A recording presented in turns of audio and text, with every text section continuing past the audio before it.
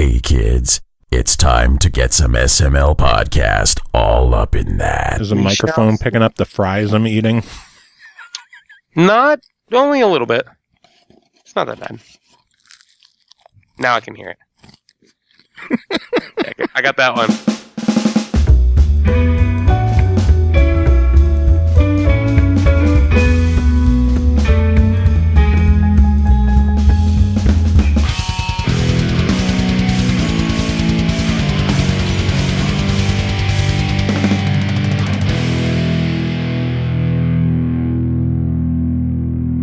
What's up, everyone? This is the SML podcast. I am your host, Joe.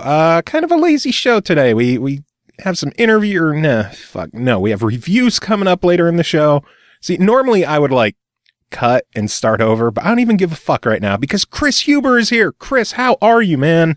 I am breathing and I am here. Nice. As far as I know, I'm still alive. Do you like how I fucked up and I'm just I don't even care?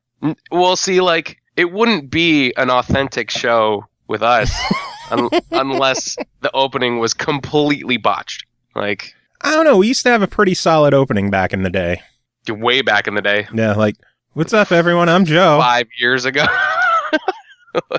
Something like that. I was leaving it open for you. What's up, everyone? I'm Joe. I'm Kris. This is the SML podcast. A yuck.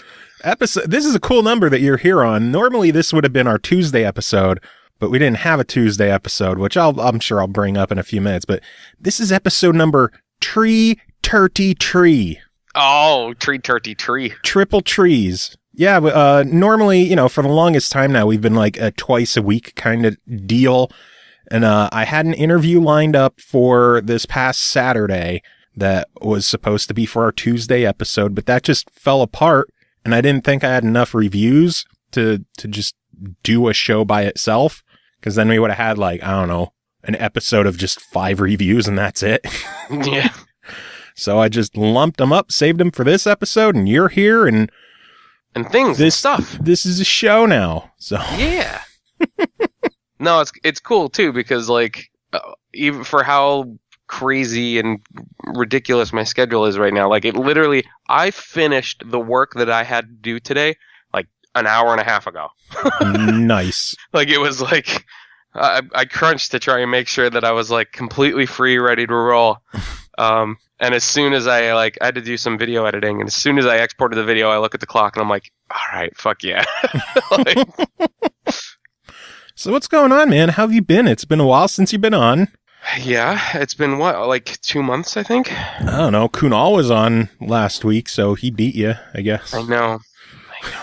I really wanted to be around for that too, and I forget. I think I was out of town. I'm pretty sure I was out of town. You out of town? Shocking. I know, right? I'm gonna be, dude. I travel too much now. Way too much now. Well, you're the one who wants to be a rock star, so allegedly. By the way, I met a real life rock star the other day. Dude, I saw the pictures of his show and he looks fucking dope. He's killing it right now. It's awesome. He is, because no one else knows what the hell we're talking about. Our good friend Tony Dickinson, he's been on the show before. He's done a handful of Christmas songs for us with Jinglevania and Hell March Freezes Over, part of Tiberian Sons. He's part of the fucking Trans-Siberian Orchestra. Yep, he's doing the East Coast. I guess there's technically 2 lineups, one for the East Coast, one for the West Coast. Yeah, and he's doing the East Coast stuff. And I saw some promotional stuff, and yeah, man, he's killing it. I will say, it's just strange for me to when I look at live videos of them playing, knowing that their drummer is using an electronic kit, and I've done gigs with my electronic kit before, it's just weird. It's good. It's front of house, it sounds fine. But it's just strange. But yeah, but aside from that, their stage show is fucking nuts. Their light show is insane.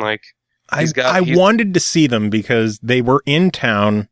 Everyone knows that we're in the Wilkes-Barre, or I'm in the Wilkes-Barre area. Mm-hmm. Nothing ever comes around here. And TSO was at the arena in town, and I was asking him for a few weeks, like, hey man, are you going to have any time when you're in the area so we could like grab dinner or just hang out or do something? And on, what was it, Sunday? Yeah, Sunday at like, 4:50 or something like that. He's like, hey, I'm in between shows right now. I got about an hour free. So if you want to get over here and just like say hi, chat for a bit, whatever. Cool. So I went over, and because they were in between shows, the parking lot was not emptied yet. Oh, it's still just a shit show over there, probably. Oh my God. You know the exit where you exit off the highway by 81 by Walmart. or whatever. Yeah. Yep. I was at the light there, maybe like 5 or 6 cars away from the actual light. So I was probably fairly took you close like 15 to the minutes. front there. It was a half hour before they even started letting cars in the lot because they were still emptying the lot. It was brutal. From my experience, and I'll bring it back around to strip clubs. From my experience, when I worked at the strip club that was directly behind the arena, it's much easier to actually enter in. There's a tiny little parking lot that's actually behind where the arena is. Mm-hmm. And I worked doing concessions there for a tiny little bit of time too. At the strip club? Concessions at the strip club? No, at the arena. I like to pretend that you were doing concessions at the strip club. It's like, it was both technically. Get your t-shirts, get your slushies. Yep. It was similar. I served drinks once. But yeah, I mean, like, there's alternate ways of getting in there. But yeah, dude, it does get crazy at that intersection. So I can because I was thinking, what if I just parked in? I don't know what the place is. It was G Club 10. That's how I still know it. Yep. What if I could just park there and walk over? And just walk over. I couldn't because traffic was completely stopped. That's nuts, dude. Yeah, all traffic was stopped while they emptied the lot, and then they still needed to refill the lot. So fucking ridiculous. He told me he had until like 6:15 before he had to head back inside. I parked at like 5 after 6. Ugh. And then I was in the front of the arena, and I'm like, oh, where are you? How can I get to, like, do you know what entrance you're at? And I was in the front of the arena, closer to like the G Club side area. Oh, and he was on the other side? He was actually in the back. Oh, the back? Yeah. So yeah, I went to the front door, and he was like, well, come around to the side. I'm like, how far around to the side? I had to go to the west entrance. Then he's like, I'm by like the north side of the building. I pretty much went from the east clockwise around to the north. Oh. But I finally got to him, got to chat for a few minutes, and then I was going to buy a ticket and actually watch the show, and it was just way too expensive for the nosebleediest of nosebleed seats. Yeah, so. Dude, they get their paychecks. It was huge production. They gotta sell their seats. So. Yeah, exactly. It's not just 5 or 6 people lugging their shit into a building. He was saying like the bus he's on is like him, some of the other, like the drummer, some guitarists, a violin player. He was saying there's an entire bus just for male singers, an entire bus just for female singers. It's like, it's a fucking production, man. So like massive congrats to Tony for being a part of that. That is so cool to see one of our friends who's been on our dumb show, part of Trans-Siberian Orchestra, or as DDA in chat is saying, Teenage Scrolls Online, the prequel to Elder Scrolls Online for TSO. Clever. I like it. Yeah, man. It's really cool. I obviously, like I said, I saw some of the photos and stuff, and it looks like he's really, really enjoying it, which is that's obviously important as well. So and now he's a big superstar. Yep. He's got that crazy ass like trench coaty looking thing. With the buckles and the straps. Long, luscious, flowing hair. Dude, I'm super jealous of his hair. I'm not going to lie. You know what my hairline looks like. I get to be jealous before you. I mean, we can both be jealous. I'm more jealous. Blow me. That's fine. So, you want to chat a little bit of news quick first? Yeah, let's do it. I know there's not much going on. It's Thanksgiving week. We're recording this on Tuesday. You're hearing this probably Friday if you're listening at all. But the only real news that I'm seeing right now is they announced some new titles for the Xbox Game Pass for December, some new additions. Are you a Game Pass member at all? I just booted up my Xbox for the first time in 2 months. Because I was going to try and get the 10-pack of Rock Band songs that you told me about. Yeah. And then I had to download. Well, actually, I'm going to look. Let's look and see where my update is right now. Because I had to do an update on the system, and now I have to do an update on the game. The update on the game was had like somewhere a around 7 gig update, something crazy like that. Yeah, what the fuck was in there? A lot of shit. Really? It's just patches. It's just how they do it. Just patches. Just, tidying things up. Just patches. But yeah, if you're interested in Game Pass, they're actually doing, for part of the Black Friday, you could get a month of Game Pass for $1. I mean, that's cool. Mm-hmm. And starting in December, they are going to be adding a handful of new games to the lineup, including the original Mass Effect and Mega Man 10 on the Xbox 360. And then for Xbox One games, they're adding Sherlock Holmes and the Devil's Daughter, Darksiders War Mastered Edition, This War of Mine, this is a huge one, KC Powell Lacrosse 16. Okay. And a little indie called Gears of War 4. A little indie? Yeah. I mean, yeah, I guess it technically is. That's a pretty nice addition, especially because you could get a month for $1. Yeah, dude, I mean... $1. $1! $1's not bad, obviously. It's like 150 games in the Game Pass now. It's ridiculous, man. Yeah. If I was actually like going through games on a regular basis, then the value's obviously there. Yeah, do it for a month, play a bunch of shit, and then, grab it when you can. Well, I mean, the timing of it is terrible. Like, I'm literally not even going to, like, most of my stuff's probably going to be unhooked for the next, like, couple weeks coming up. I don't even have a TV anymore. I have my Xbox hooked up to my computer monitor. Hey, whatever works, right? Yeah, I needed something. As long as you could play Rock Band on it with me. Yep. Well, see now, and that's the other part of moving too. My mom doesn't have internet. Ugh. Yeah. So I'm like, I told her, I'm like, how? She just doesn't have it. She just never wanted it. Didn't want to pay for it, I guess. So yeah, I told her, I'm like, listen, if I'm moving, I will find an internet service provider for you, and I will pay for it. Just let me have that. I'm like, that is a utility. Like, that is necessary. I don't know. We might have it shut down by the government soon. You never know. Oh, yeah, with the whole net neutrality bullshit. The FCC, a jit pie, is a cocksucking piece of shit.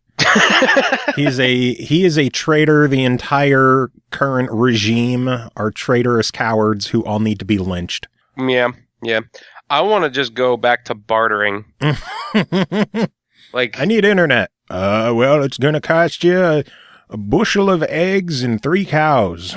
Exactly. I'll go back to that. Bushel of eggs isn't a thing, is it? Probably. I haven't eaten eggs in a while, so I can't tell you. It's been years. Oh, man.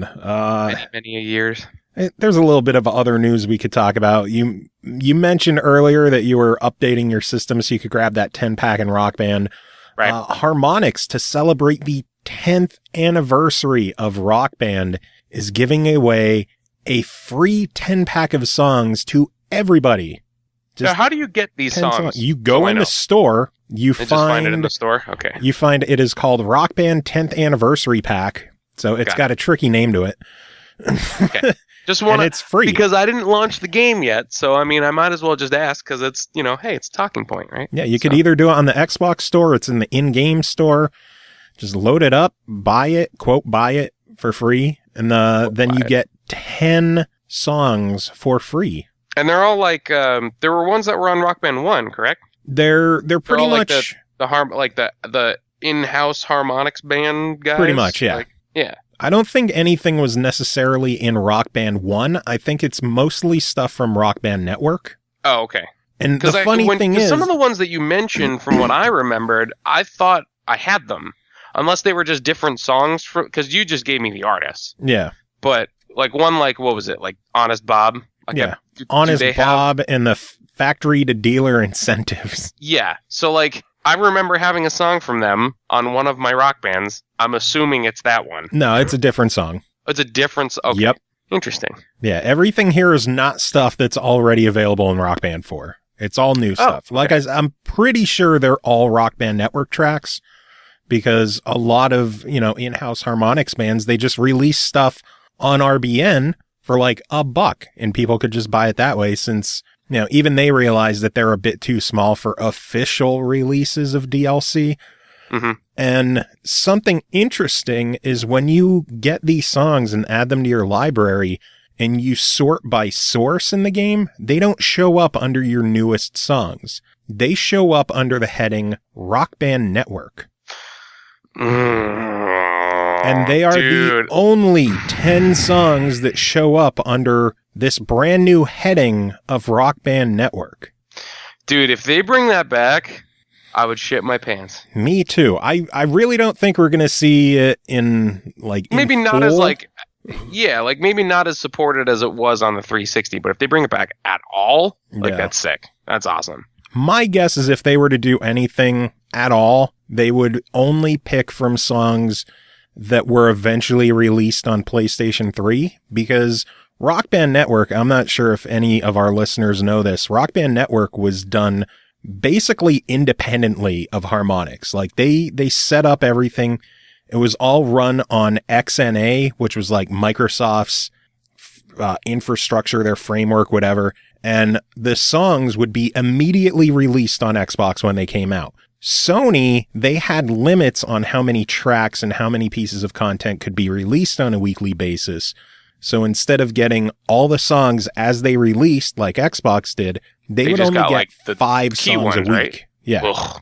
So if there were like 30 songs that released on Xbox that week, you might get something from a month ago on PS3. Yeah. Which you was couldn't a bummer. play those ethereal collapse tracks. Did they not get PlayStation releases? No, they didn't get PlayStation releases. Just that's Xbox. A bummer. Well, I mean, I didn't have a PlayStation, so I didn't fucking care. But yeah, that's my guess that if they're going to bring anything back, it would have to be songs that were available on both platforms. Yeah, so not... But you never know. So not us. Probably not. Son of a bitch. All right, as long as I would love to see stuff like, Seether has songs on there, A Day to Remember has songs on there, There's some good stuff on there. Yep. Creed, you can't forget Creed. I can forget Creed. Eiffel 65's Blue. I would probably buy that. I already own it on Rock Band 3. I mean, I'm not surprised. Obviously. There were so many good songs on Rock Band Network. I got a lot of good metal songs on there too for myself too. Yeah. It was a lot of good metal, a lot of good hardcore punk. Yep. There's even like classical music on there. Yeah, there was some. Oh wait, then you'd be able to play your what was it? The fucking Yum yum yum yum. Parry Grip, nom nom nom. Yep, still my all-time favorite song in Rock Band. Yep. I fired up Rock Band the other day to look at like some of my top played songs on Rock Band 3, and it's like that was at the top. Taproot's Everything I Said Was True was like number 2. Then I think Lordy, Hard Rock Hallelujah. Of course. Which is in the game because that was official DLC. See, there you go. It's perfect. But yeah, I would love to see Rock Band Network come back in any kind of way. I feel like that's probably one of the only things that could really keep rhythm games going at this point. Because let's be honest, I mean, fucking Guitar Hero is way past dead. Oh yeah. I mean, the developer of Guitar Hero Live isn't even, they were bought by Ubisoft. RIP. Yeah. So Freestyle Games, they don't even work with Activision anymore. I guess Activision is still maintaining it and like keeping the servers running and keeping the live shows going. I don't think they've added any new songs in months to Guitar Hero Live. Terrible. So. Had so much potential, but it was such shitty execution, and the fact that they had to make a whole new guitar with a whole new button layout just... That sucked balls. I hated that guitar. The hardware was awful, too. It was terrible. I hated that. Like, I wanted to like it because at least I was like, oh, they're adding another row. And I'm like, wait, it's still just 6 but what the fuck is wrong with you people? Like, and it's just so awkward. Like, none of the chords make sense. None of them. And even just like the spacing of the like, it was awful. It was terrible. And just the fact that like upper row and lower row were differentiated between either white or black. It was also terrible. It was too confusing. I would always hit up when I needed to hit down when I needed to hit up. It was confusing. It was convoluted. It was stupid. It was bad. The on-disc bullshit with the live action videos was atrocious in every possible way. It was bad. But it's still the only game with Chevelle's the Clincher released. Well, son of a maybe with Rock Band Network, if they brought it back, maybe they would get some new stuff to put on there too. I don't think Rock Band Network will ever return to release new songs. My only hope is that they bring stuff that's already been released. I mean, they've got they still have a pretty extensive back catalog just with that. So just depends on if they can make it happen. I don't know. You will see. What would have been really cool if for like the 10th anniversary, they're like, big surprise for you guys. All the Rock Band Network stuff works in Rock Band 4. All of it. It would be pandemonium. Like the rhythm game community would collectively just shit their pants. Like they would just be like, oh, Rock Band's alive again. Like let me go to my ready to install. Oh, another 1,000 songs waiting for me. Yeah, right. Well, let this go for a week. Last week with Karma Police, that marked my 2,400th song in Rock Band 4. That's nuts, dude. Yeah, it is. I've problems. I have problems. So, it's been a while. What have you been playing? I got a Switch. I mean, I don't know when the last time I mentioned anything about it. Oh wait, because I did the review for Beach Buggy Racing. So I did some more Zelda. I have one more Divine Beast to go. I've been really taking my time with it. Like I just, it's something I'll just kind of hop in, explore around, fuck around for a bit. Like I like the open world nature of it to the point where you can just kind of like, you don't have to have a quest active in that game to still enjoy it. Like you could just run around and fuck off. I got the new Mario. Which is so good. That's fucking great, obviously. I bought Rocket League because I have a problem. What else? You pick up Skyrim yet?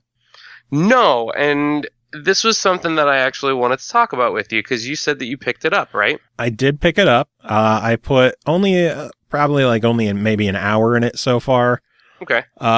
It's Skyrim. It's Skyrim on the go. It's not the prettiest looking version of the game, obviously. I mean, I feel like that's kind of like a reoccurring sentiment with a lot of like the big ports for the Switch. Because even Rocket League, like, let's be honest, Rocket League's not the most graphically intensive game that's fucking out there. Yeah. But you can definitely tell a huge difference from the Switch version to say like the Xbox or a PC version. It doesn't make it bad. Like I really don't care as long as I can still see what the fuck is going on. And Skyrim is still completely playable. I do wish there was a brightness slider in the game. I thought the game had a brightness slider in the console versions. Maybe it's been long enough that I don't remember, but I could have sworn it did. The dark areas in the game are still just so much darker than I remember. I feel like that's just something that they just tend to do. Like every time that I've played their games, like all the dark areas are extremely dark. Yeah. But I don't know. Maybe I'm just like the caves I'm in, even holding a torch, it just feels everything is too dark. But outside, everything looked fine because, it's bright and lit and Titan, I guess. How's like fire? Have you seen have you seen any kind of like big drops in frames or anything like that? Not really. Nothing like the opening scene with the dragon flying down, everything like wrecking shit. Everything seemed to move steady. I would guess steady 30 frames per second. It's not 60, I don't believe. Dude, I did not expect 60 at all. It runs it runs solidly enough. I think one of the coolest draws with this is the amiibo support, man. to just I gotta like see. That's another reason why I need to come and see you. Is I need to just scan a shit ton of amiibos so that I can get some stuff for Zelda and get like I just don't have. Well, I can't say that I don't have any because I have 4 from you. They don't have any of the good Zelda ones to give you cool shit in the game. Right. Yeah. So the amiibo stuff works similarly in Skyrim, where you could scan anything and get a chest of just random shit in there, like, oh, a couple of gold coins, some arrows, maybe a sword or a shield or whatever. If you scan Zelda amiibo, it will drop a Zelda chest. You know, it'll have the that's from cool. Zelda. And when you open it, there's a chance it could just have some random shit in there like usual. Or you might open it up and there's a fucking Master Sword in there. See, that's awesome. Like, isn't there like isn't there like a costume or something too? Like an outfit? Link's outfit is in there. A Hylian shield is in there. That's cool. And then the Master Sword. There can only ever be one Master Sword. So if you get the Master Sword, don't get rid of it. Don't get rid of it. Don't lose it, because I'm pretty sure if you do, you're not getting it back at all. There can be multiples of the outfit and the shield, so, you know, whatever on there. But it was just cool to, you know, first person view, and it's just me running around with a fucking Master Sword. Yeah, that's kind of awesome. Hacking. I never thought I would see a Master Sword decapitate someone. Well, now you have. But it's Skyrim. See, and to be perfectly honest, like I picked up Skyrim like when it was stupid cheap at one point. It went on sale for like everyone has bought Skyrim when it was stupidly cheap, and then it just keeps coming out. DarkMika in chat is like, I'm so fucking tired of Skyrim being out. But at the same time, I never gave it like a fair shot.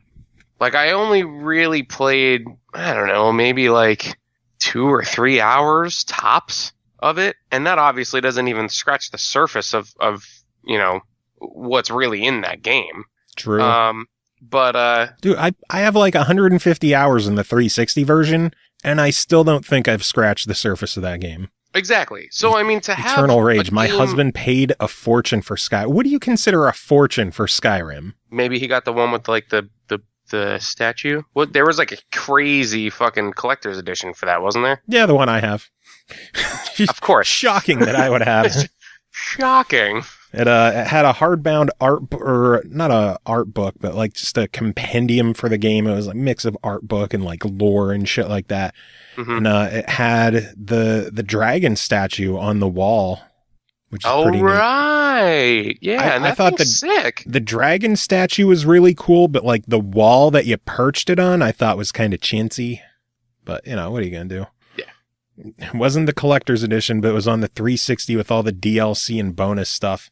Oh, so it was a $60 version. That ain't a fortune. No. Shit. No. It's standard retail price.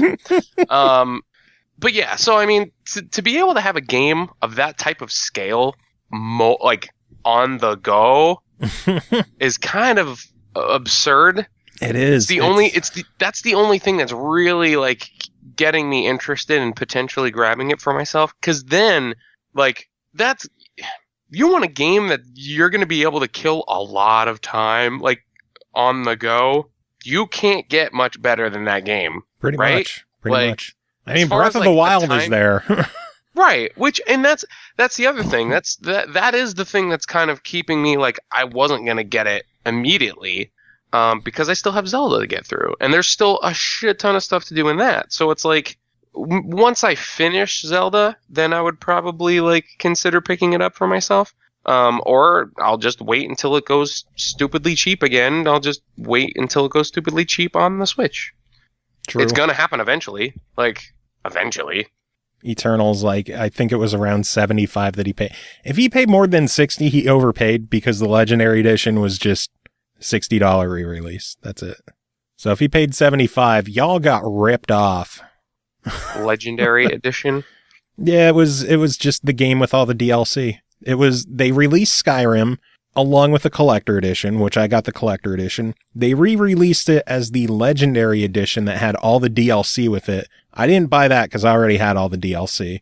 Right. Then they re-released it again on current gen consoles as the Special Edition, which was the Legendary Edition plus mod support. And now there's the Switch Edition. They just came out. I think the PS VR version just came out. I think I've bought the game 4 different times already. No, 5 different times, because I bought the Collector Edition. When it went cheap, I bought it digital so I wouldn't have to worry about swapping discs. I got Fair enough. I ended up finding super cheap, like the Elder Scrolls Anthology on Steam that had a Steam version of the game, which, you know, because God knows I love PC gaming. Yeah, I know. You're just like, you're a really big fan. I got the Special Edition on Xbox One, and then I just got the Switch version. Oh my God, what's wrong with me? Joe, I'm gonna change my picture just now for the Skype call. So yeah, I think it's about your time to pick up Skyrim for the first time. Eventually. Once I finish Zelda, yeah, it'll happen. It'll definitely happen. DarkMika, every goddamn year the motherfucker is brought back out and I want it to fuck the hell off. I'm unnecessarily angry about how often this thing comes out. Here's a question for you. Did you pick up Doom? Not on the Switch. No, I did not. Okay. Because I've actually heard some good things about it, surprisingly. Me too. I heard that it's probably the best version you could ever expect to get on the Switch. It's, from what I hear, a solid 30 frames per second. Obviously a visual downgrade from the others, but on the Sure. I've heard 2 different things. I've heard on handheld mode, it is incredible. On a big screen, it's not. I can't say that I'm surprised with that. Yeah. Just because I've even noticed with certain games, like, I prefer to use it in the handheld mode. Mhm. Although, I hate the fucking, like, I need some sort of, like, grip or something to, like, beef up the Joy-Con things, because it's just, like, it's just not comfortable to play for, like, a prolonged period of time. No. You know what I've actually done a few times?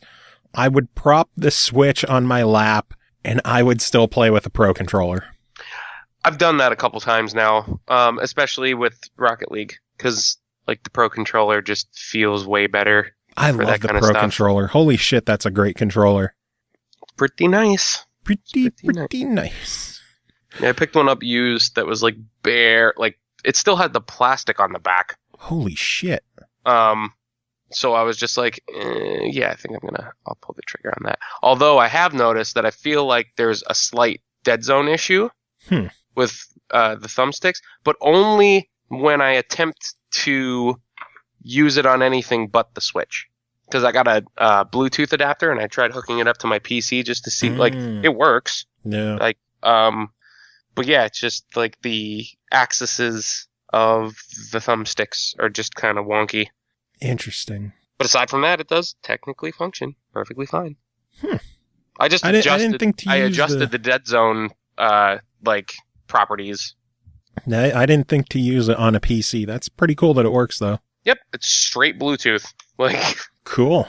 Yep. Well, changing the subject completely, here is a topic I wanted to get your opinion on, and this could lead to like an actual discussion this episode. Okay. There has been a lot of hubbub and hullabaloo lately with loot boxes and loot crates. Yes. You are a huge fan of both Overwatch and Rocket League, which both make, extensive use of the loot box thing in cosmetic form only. Correct. What is your take on the whole Star Wars thing, on the EA thing? And then reports were coming out today on Tuesday that Belgium is officially, or at least the Minister of Justice is saying that loot boxes are gambling and that the mix of gaming and addictive properties is a dangerous situation. What are your thoughts on this stuff? Okay, so I'm gonna play both sides of the fence here, because, like you mentioned before, the only ones that I do partake in are ones that are cosmetic only.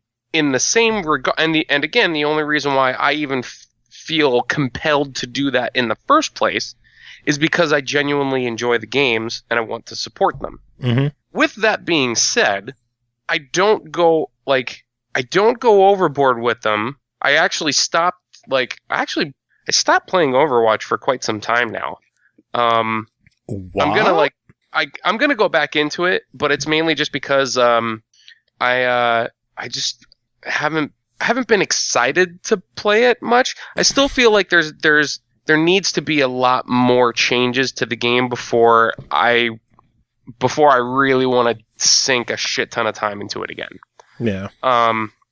Mainly just because it still has a lot of issues with their ranking system, still has a lot of issues with like their matchmaking, all that kind of stuff.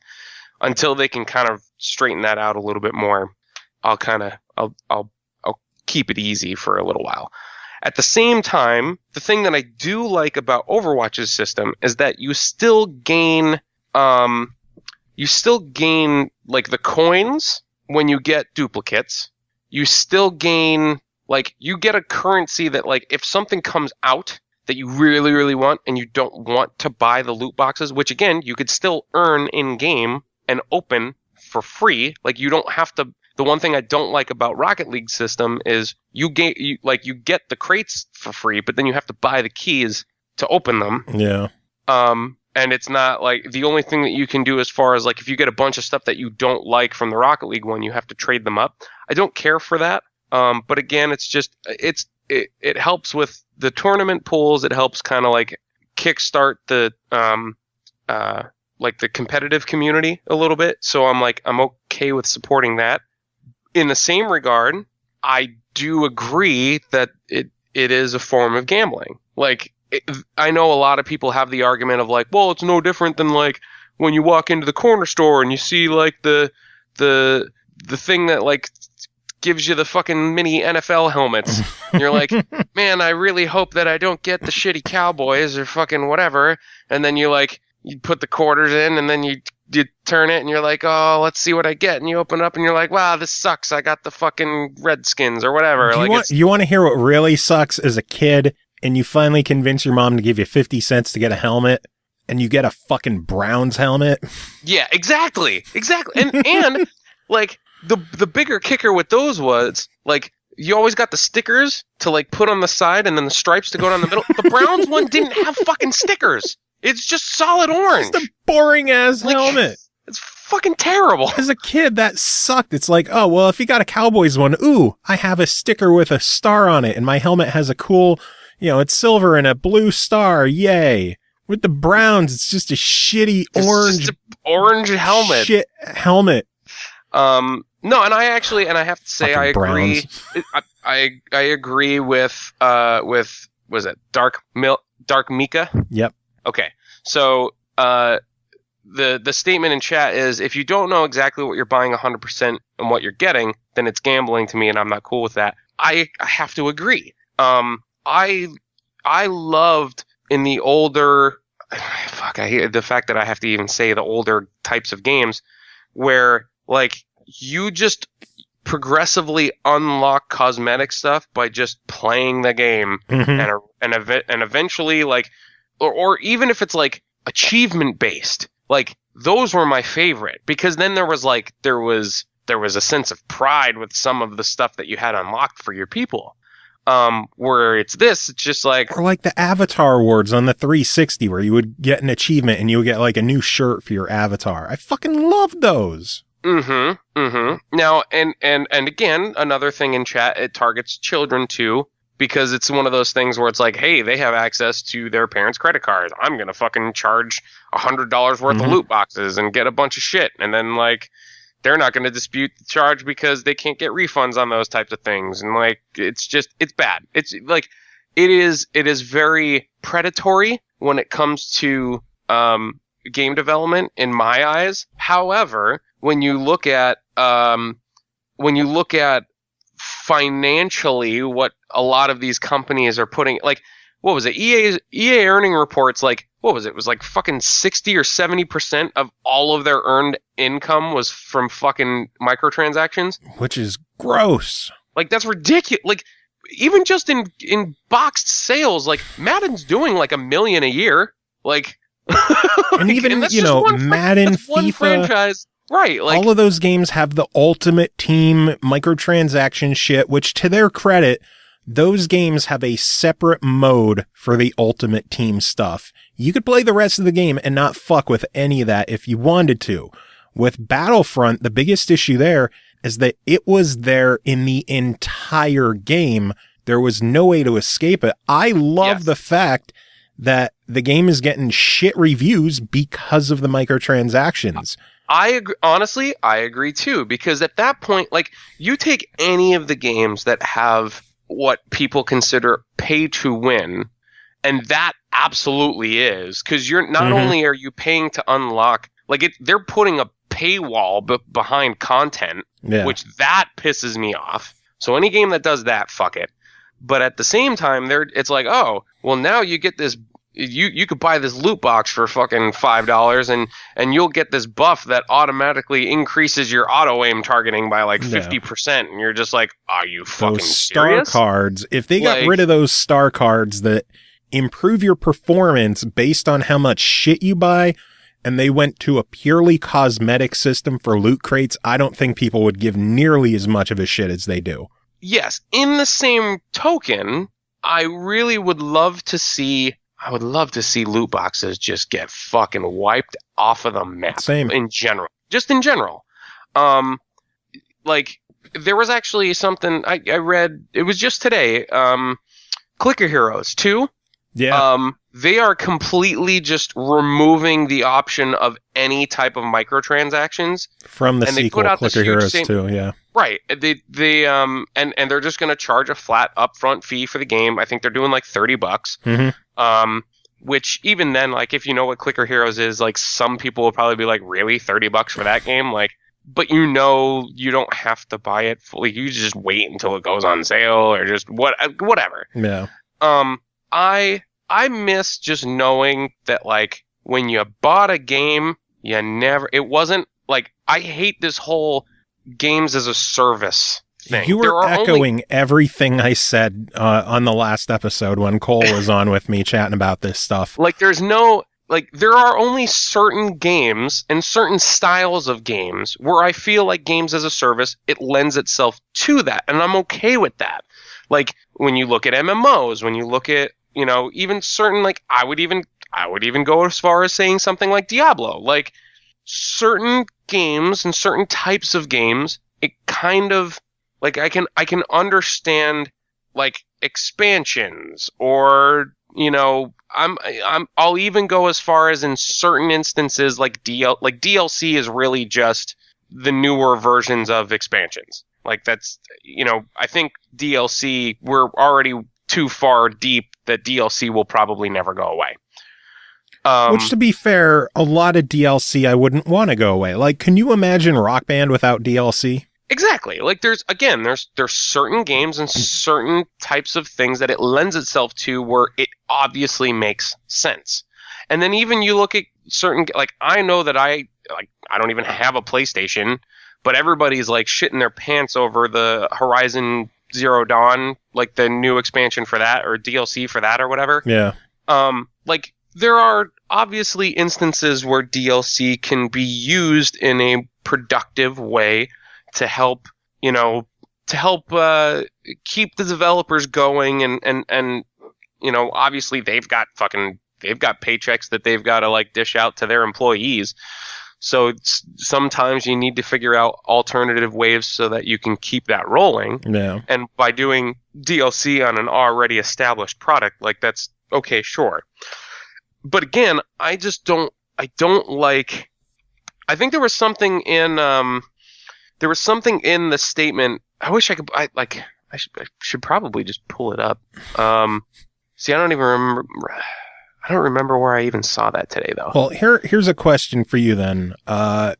What are your thoughts on how to fix this issue? My thoughts, when I was talking with Cole last week on the show, my two things. One, loot boxes must be cosmetic only. There can be of course. no gameplay affecting enhancements at all in loot boxes.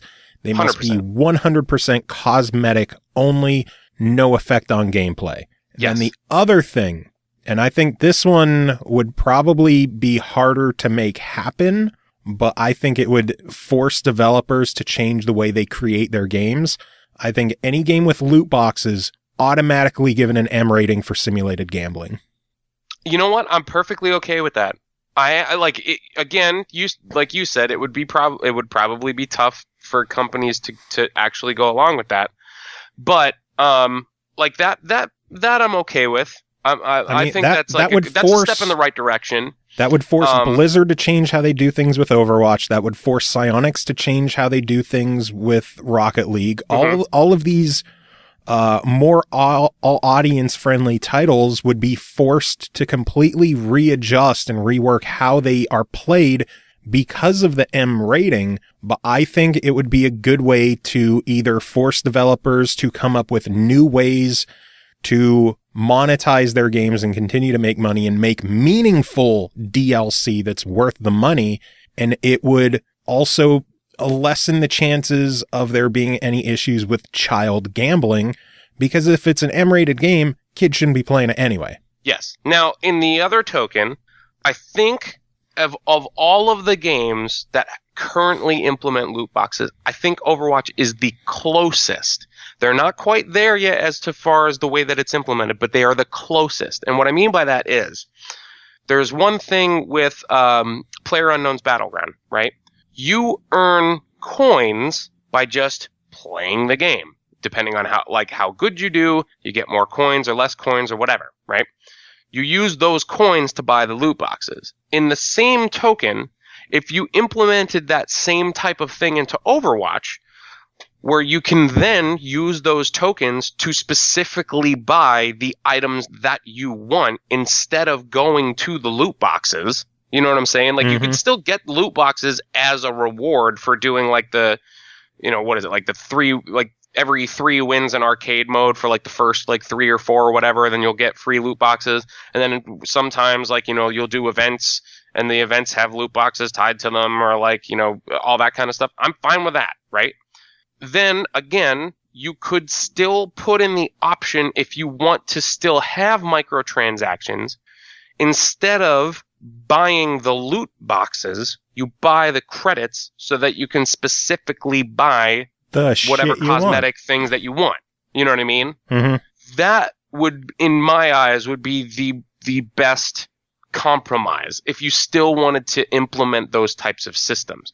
Because then even if you still want to have the random element, you could still have it so that the loot boxes are purchasable by using the credits.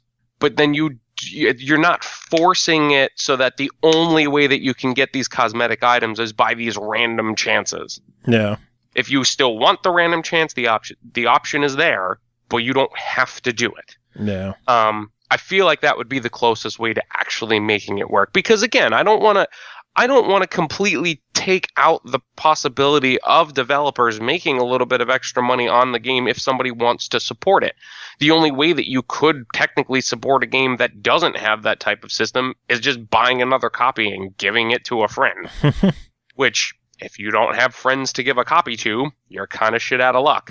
Unless you buy multiple copies for yourself, which in that case, you're just dumb. I like the option of being able to give a developer that I think is on the right track on their development cycle a little bit of extra something. You know what I mean? And that's what I originally like with Rocket League and how you could just buy different cars for $2. I was on board for that. Release 500 fucking cars if you want for $2 a piece. I'll buy a couple of them. Yeah, I'm just not a fan of the loot crates, man. I know they're just cosmetic toppers, but I don't want to pay for that shit. If I could earn keys in the game normally, that'd be one thing. And now here's the thing. With this most recent, with their Halloween update, they implemented a thing where you earned credits by playing the game. There was candy corn or whatever. Yeah, you could buy, 3 keys? Now, if they changed it, now they were decryptors. Now, this is something that I thought was really interesting. The decryptors were only able to be used, like when you use them, you had to keep, like you have to keep that item for yourself. You're not allowed to trade it. Yeah. So it still preserves the in-game economy of the value of the items with their rarity, but you can still obtain those items for yourself and not deal with any of that shit if you don't want to. I think it's a good step, but I have 2 problems with that as well. One is the limit of only 3 of them, which if they got rid of that limit, rock on, do whatever you want to do. The other is that you could still get duplicates. Yes. Now, and then you're stuck with a shitload of duplicates you can't do anything with. You can't do anything with. They should change it so that you could still at least trade them up like you can do with the other items, like the trade up in rarity. Like if you have 5 very rares, then you can trade up to like the next, like, you know what I mean? Yeah. You could do like like trade 5 imports and then you can get an exotic or whatever. It was the first time that they even tried implementing something like that, so I'm sure it was just like, you know, they're not going to hit everything on the first try. But like I said, I think Overwatch is the closest. But again, they still have a long way to go. And I do genuinely like the idea of a mature rating with anything that has that type of system, because again, it is absolutely a predatory practice in my eyes. They're just that's a straight up money grab. Like especially in games that are geared towards kids. Like I know Battlefront has a T rating, but you know Christmas Day there's going to be 8-year-old kids are like, "Mommy, you got me Battlefront. I love you so much." Yeah. I know. Ideally, I would like I said before, I would like to see loot boxes just go away forever. Same, but I don't think they will, and that's why I think the 2 ideas of being cosmetic only, which I think could easily happen. If you're going to most implement are like that kind anyway. Of stuff, right? At least the ones like the only games that I play that have loot boxes that are implemented in that fashion, they're strictly cosmetic. Yeah. And then I think the M rating would be a game changer if that was a thing that happened. If loot boxes were deemed as some form of gambling and required an M rating in the game automatically, I think that would drastically change how they're done in games and how frequently we would see them. Even like the new Need for Speed game, people were complaining about how, you know, it was like Need for Speed loot box just because of how prevalent they were in the game. And after the whole Battlefront shitstorm happened, they went and they changed how they were doing the loot crates and how you earn stuff in the new Need for Speed, which I think people are starting to get the hint with Battlefront. They're like, oh, fuck, we crossed the line. Their stock dropped like, what was it? Like 4% or something, like 4 or 6%, like something like that. And then there's reports saying that like EA wanted to do cosmetic only, but LucasArts was pushing for the way it is now. And then LucasArts released a statement of like, oh, we're fully behind the decisions that EA has made to suspend the current microtransaction model and suspend the real game purchases, which... See, now here's the thing. They never said that they're not going to bring it back. Oh, they very clearly said that they were bringing them back. Yeah, it's just postponed for now.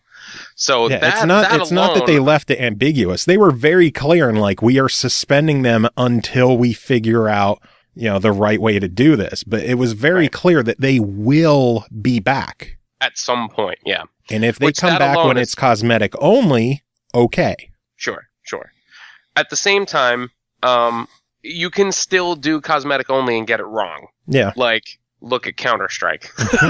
Like, those are all strictly cosmetic, but there's people buying fucking skins for like $300 a pop. Like, it's stupid. They have to make it so that people can't sell things for real money. Yeah, that stuff, I think that is the biggest problem. Because then you have like secondary sites that will offer to, you know, you're straight up gambling your skins because your skins have monetary value.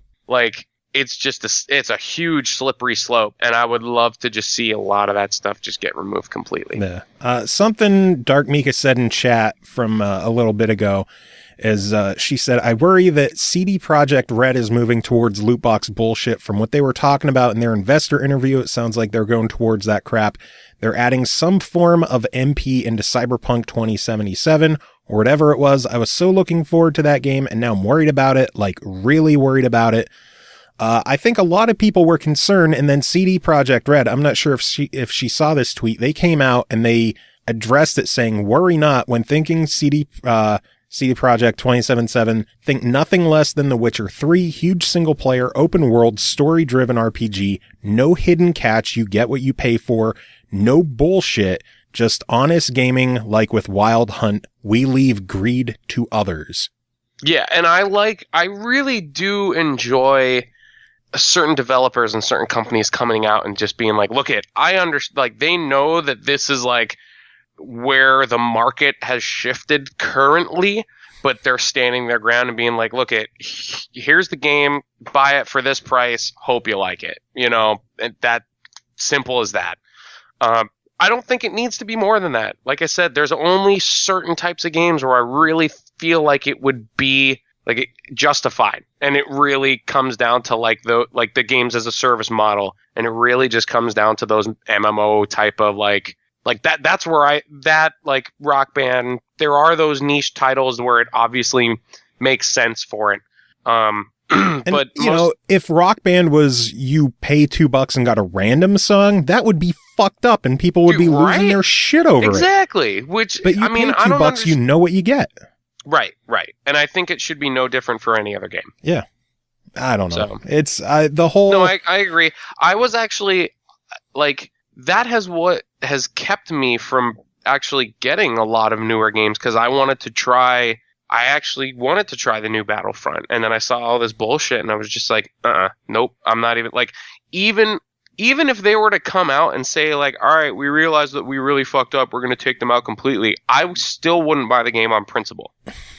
I wouldn't. I really wouldn't. Agree. I didn't. I had it pre-ordered. I canceled my pre-order when all this shitstorm was going down, because I dabbled with the first game. I wished it had a single player. The second one has a single player.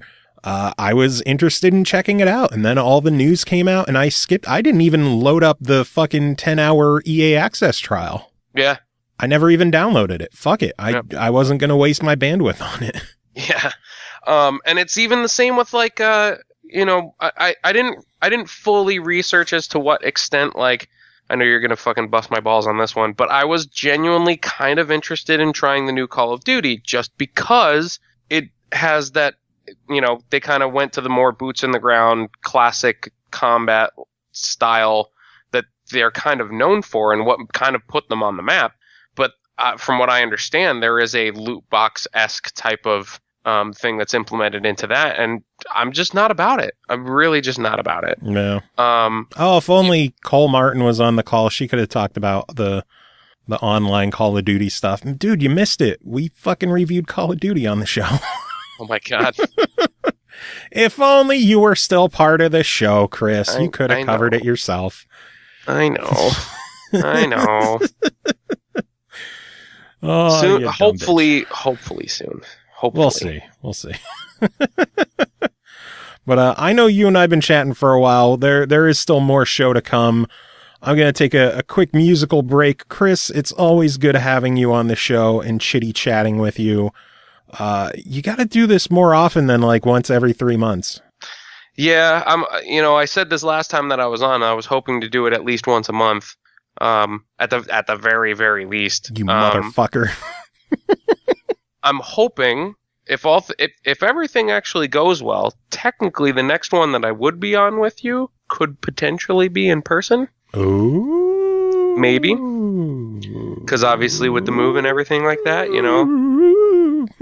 maybe a nice Christmas present, something like that. You know what I'm saying? I'll have to figure something out. If I could figure out how to do a local recording again, it's been too long. You have 2 ports on that thing, right? Yeah. I don't know what the fuck happened to that other microphone, man. The other blue one? Yeah. Strange. Because how Pappy bought 2 of them? It was like the buy one, get one free. I haven't been able to find the other one. Huh. I don't know what the fuck happened to it, because what Kunal was talking about coming up, and I was digging around everywhere trying to find the thing, and I just couldn't find it. He couldn't make it up anyway, so whatever. Thanks, Eternal Rage. Thanks for not being on the show so I could review content. Fair enough. You make dreams come true, Kris. Even when I'm not here. But on that note, we are going to take a quick break because we do have some reviews to tackle. Kris, come back soon, man. Do you have any final words to end this? Fuck loot boxes.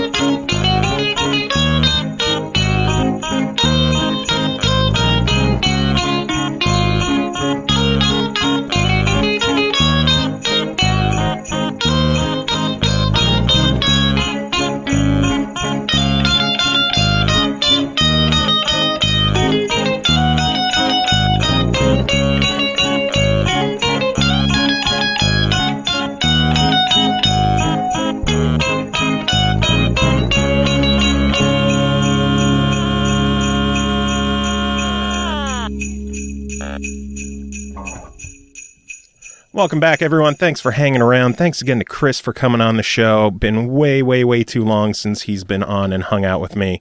But we do have some reviews to take care of this episode, and I'm kicking things off. Joining as usual, it seems anymore, Cole Martin. Cole, how are you doing? Hi, I'm losing my voice, but I'm hanging in there. Awesome. That's always good heading into the holidays. And I'm gonna cough on the food of people I don't like. Sweet. I'm glad I'm not visiting you. You are not alone, though. For the first time on the show, we've had email reviews from you. I still don't know your real name, so I guess I still have to call you DarkMika. Yeah, it's Aki. Aki what? We need a name. Aki. If I had to call for my name, you do too. Aki Bushi Takaji. Okay, we'll stick with DarkMika. Yeah, I'm not trying that last one. So that's my fuck that. Aki. I could do Kris Huber, Pernell Vaughn, Chris Taylor, CJ Greenwood, Cole Martin, but Aki. No, I'm not trying. Fuck that. Fuck that. But we're gonna start with you because you're covering, I guess, the big one this week. .hack g.ulast Recode, developed by CyberConnect2, published by Bandai Namco. This released November 3rd on PS4 and Steam for $49.99. Log back into the Hack GU trilogy and return to the world as Haseo tracks down the Tri-Edge in .hack g.ulast Recode. Now with enhanced graphics, improved gameplay, and brand new modes, this collection includes all three of the original titles, Rebirth, Reminisce, and Redemption, all fully restored and remastered, as well as the all-new exclusive 4th volume Reconnection. DarkMika, what do you think of this game? Well, first, I'm just going to point out that I'm a huge .hack fan. I've played all the games on the old PS2, which is where all three of these were, and another 4. And I've watched all of the anime of it. So this was like my entire middle school and high school life. Nerd. Incomplete. So yeah, just a little bit, So the game itself has kind of a convoluted premise. To explain, to actually play, it's really easy. But you're playing a single-player action-adventure game, really, as someone playing an MMO. So have it's a single-player MMO, pretty much. Basically, yeah. You have when you log into the game, you actually see a desktop of whoever's playing Haseo. I don't know his actual name. So you have emails you can check, you have forums you can read, even a little card game in the second game and up that you can play. And then you can log into the world even, which is the name of their game. And then you play as Haseo, his character. So it's not like you're an MMO character who thinks this is all reality. No, they know it's fake because it's someone who is playing this game, which makes it a little convoluted, but it's not that bad. It's just not easy to explain too well.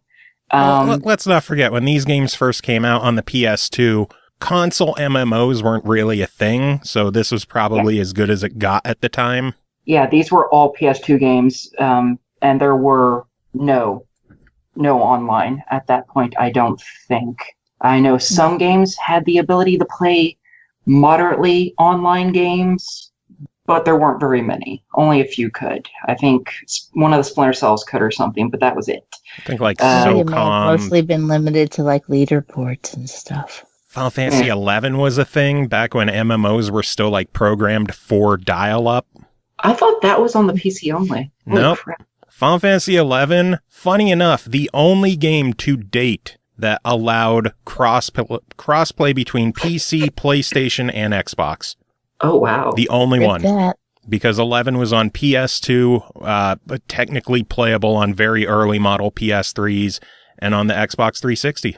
Well, then I bet that game was kick-ass. It was pretty awesome. Too bad it's shut down on pretty much everything but PC now. So, Oh, of course. Why wouldn't it be? yeah. Anyway, .hack. We should probably talk about that, huh? Yeah, maybe a little bit.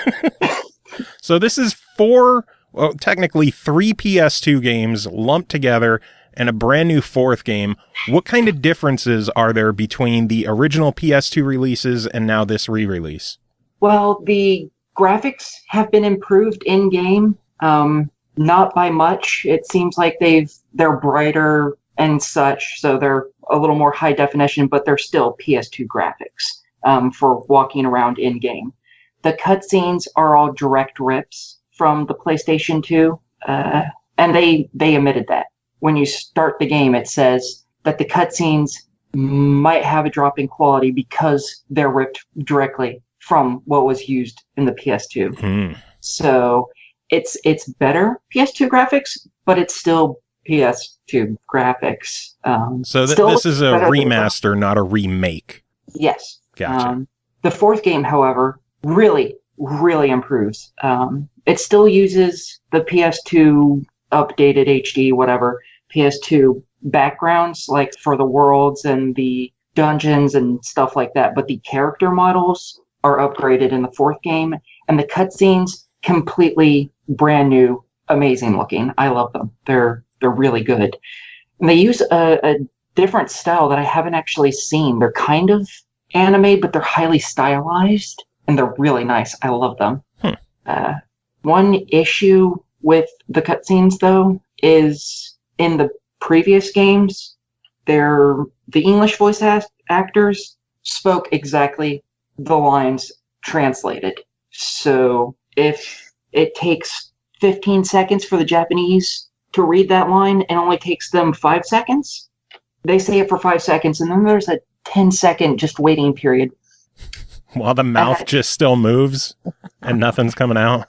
Well, luckily in the cutscenes for the original 3, most of the time the characters' mouths didn't move.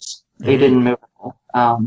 Only in a few cutscenes would their mouths move, and they usually lined that up fairly good. But there'd be parts where the characters would start talking, and they'd get halfway through a sentence, and there'd be a pause for like 4 or 5 seconds, and then they'd continue their sentence. And then another 4 or 5 second pause, and then someone else would answer that. So even when people were getting cut off, there'd be a long delay.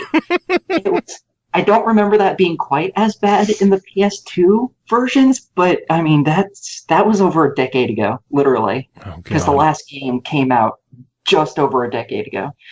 So I just want to imagine the conversations in the game going like, hold on a second, let me tell you. Yeah. You wait a second. Let me tell you. there are points where that happens. Yeah, there are, and it's terrible. And it just every time it did that, I was just like, oh god, no. It happens all the time. Almost every single cutscene. It's so bad. It's so bad. And the fourth one doesn't have that issue. Thankfully, they fixed that in the fourth one.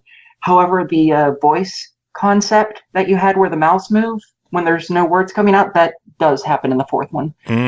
Because they made it to where the mouths move perfectly for the Japanese speakers, but the English voice actors, they didn't bother to match their words to the mouths whatsoever. Yeah, well, what are you going to do? Yeah, that made me want to cry, because I was like, oh, but the cutscenes look so much better, but why? Why this? Do they have option to switch between Japanese voiceover and English voiceover, or is it only English voice? You can switch between Japanese and English. Matter of fact, you can do it anytime you want, as long as you back out of the game to the main menu where you select which game you want to play. And the options in there, they let you switch that stuff. And there's always subtitles. You can't turn those off. So even if you're playing it in English, there's subtitles under it. I always turn subtitles on anyway, so do I. Doesn't affect me much. But at least the true nerds out there are going to play this in Japanese with the English subtitles as our video game gods have intended. I will admit, though, most of the characters, English voice actors, are really good. Not all of them. Some of them, even I prefer the Japanese for most of them, but some of the English ones are really, really good, which is rather surprising, especially if you watch as much anime as I do. English voice actors tend to not be very good. We'll put it that way. So it was really nice that most of them are pretty good. So I'm all for doing it in English. Even my whole playthrough's been purely in English so far. That's how I played the original games. So of course I was going to do that for these. That was before I was a big anime nerd. Before I was a weeb, I guess. So how do the games? Waiting for that word. Waiting for the weeb. Yeah, like I knew it was coming, and I'm surprised it took us this long to get to the word weeb. Oh, I'm a total weeb. I'm fine with that. So how well do these games hold up from PS2 now to PS4 and Steam? Well, story-wise, they're really good. They're a little dated, especially if you watch anime, because this format is used a lot in anime. Sword Art Online, one of the bigger anime right now. The .hack series is where all its ideas come from. It's a rehash, basically, of it. And there's lots of anime like that currently. So it's a little dated, but it's still a really good story. The fighting mechanics aren't that great. It's a lot of repetition because there's one attack button, so you push it all the time, and it's A. So each attack you do is A. So it gets kind of repetitious. I don't know how much. That's something that worries me. I don't know if the newer generation will really like that, because it's not a first-person shooter, and two, it's hit A. Oh, hit A again. Oh, and guess what? Hit A once more. Yeah. I don't know how much they'll like that. Can you just kind of go through and spam A, and even if you're not particularly good at that kind of game, you'll do okay just because you hit A a lot? Yes. Yeah. Yes.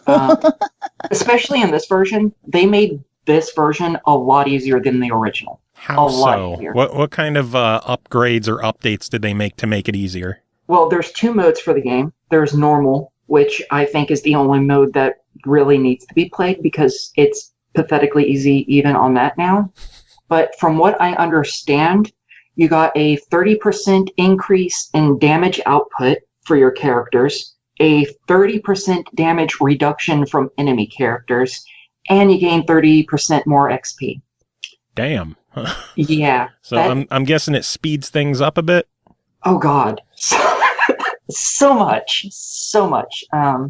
Let's put it this way: in the original games, you can have a party of up to 3 people, including your own character.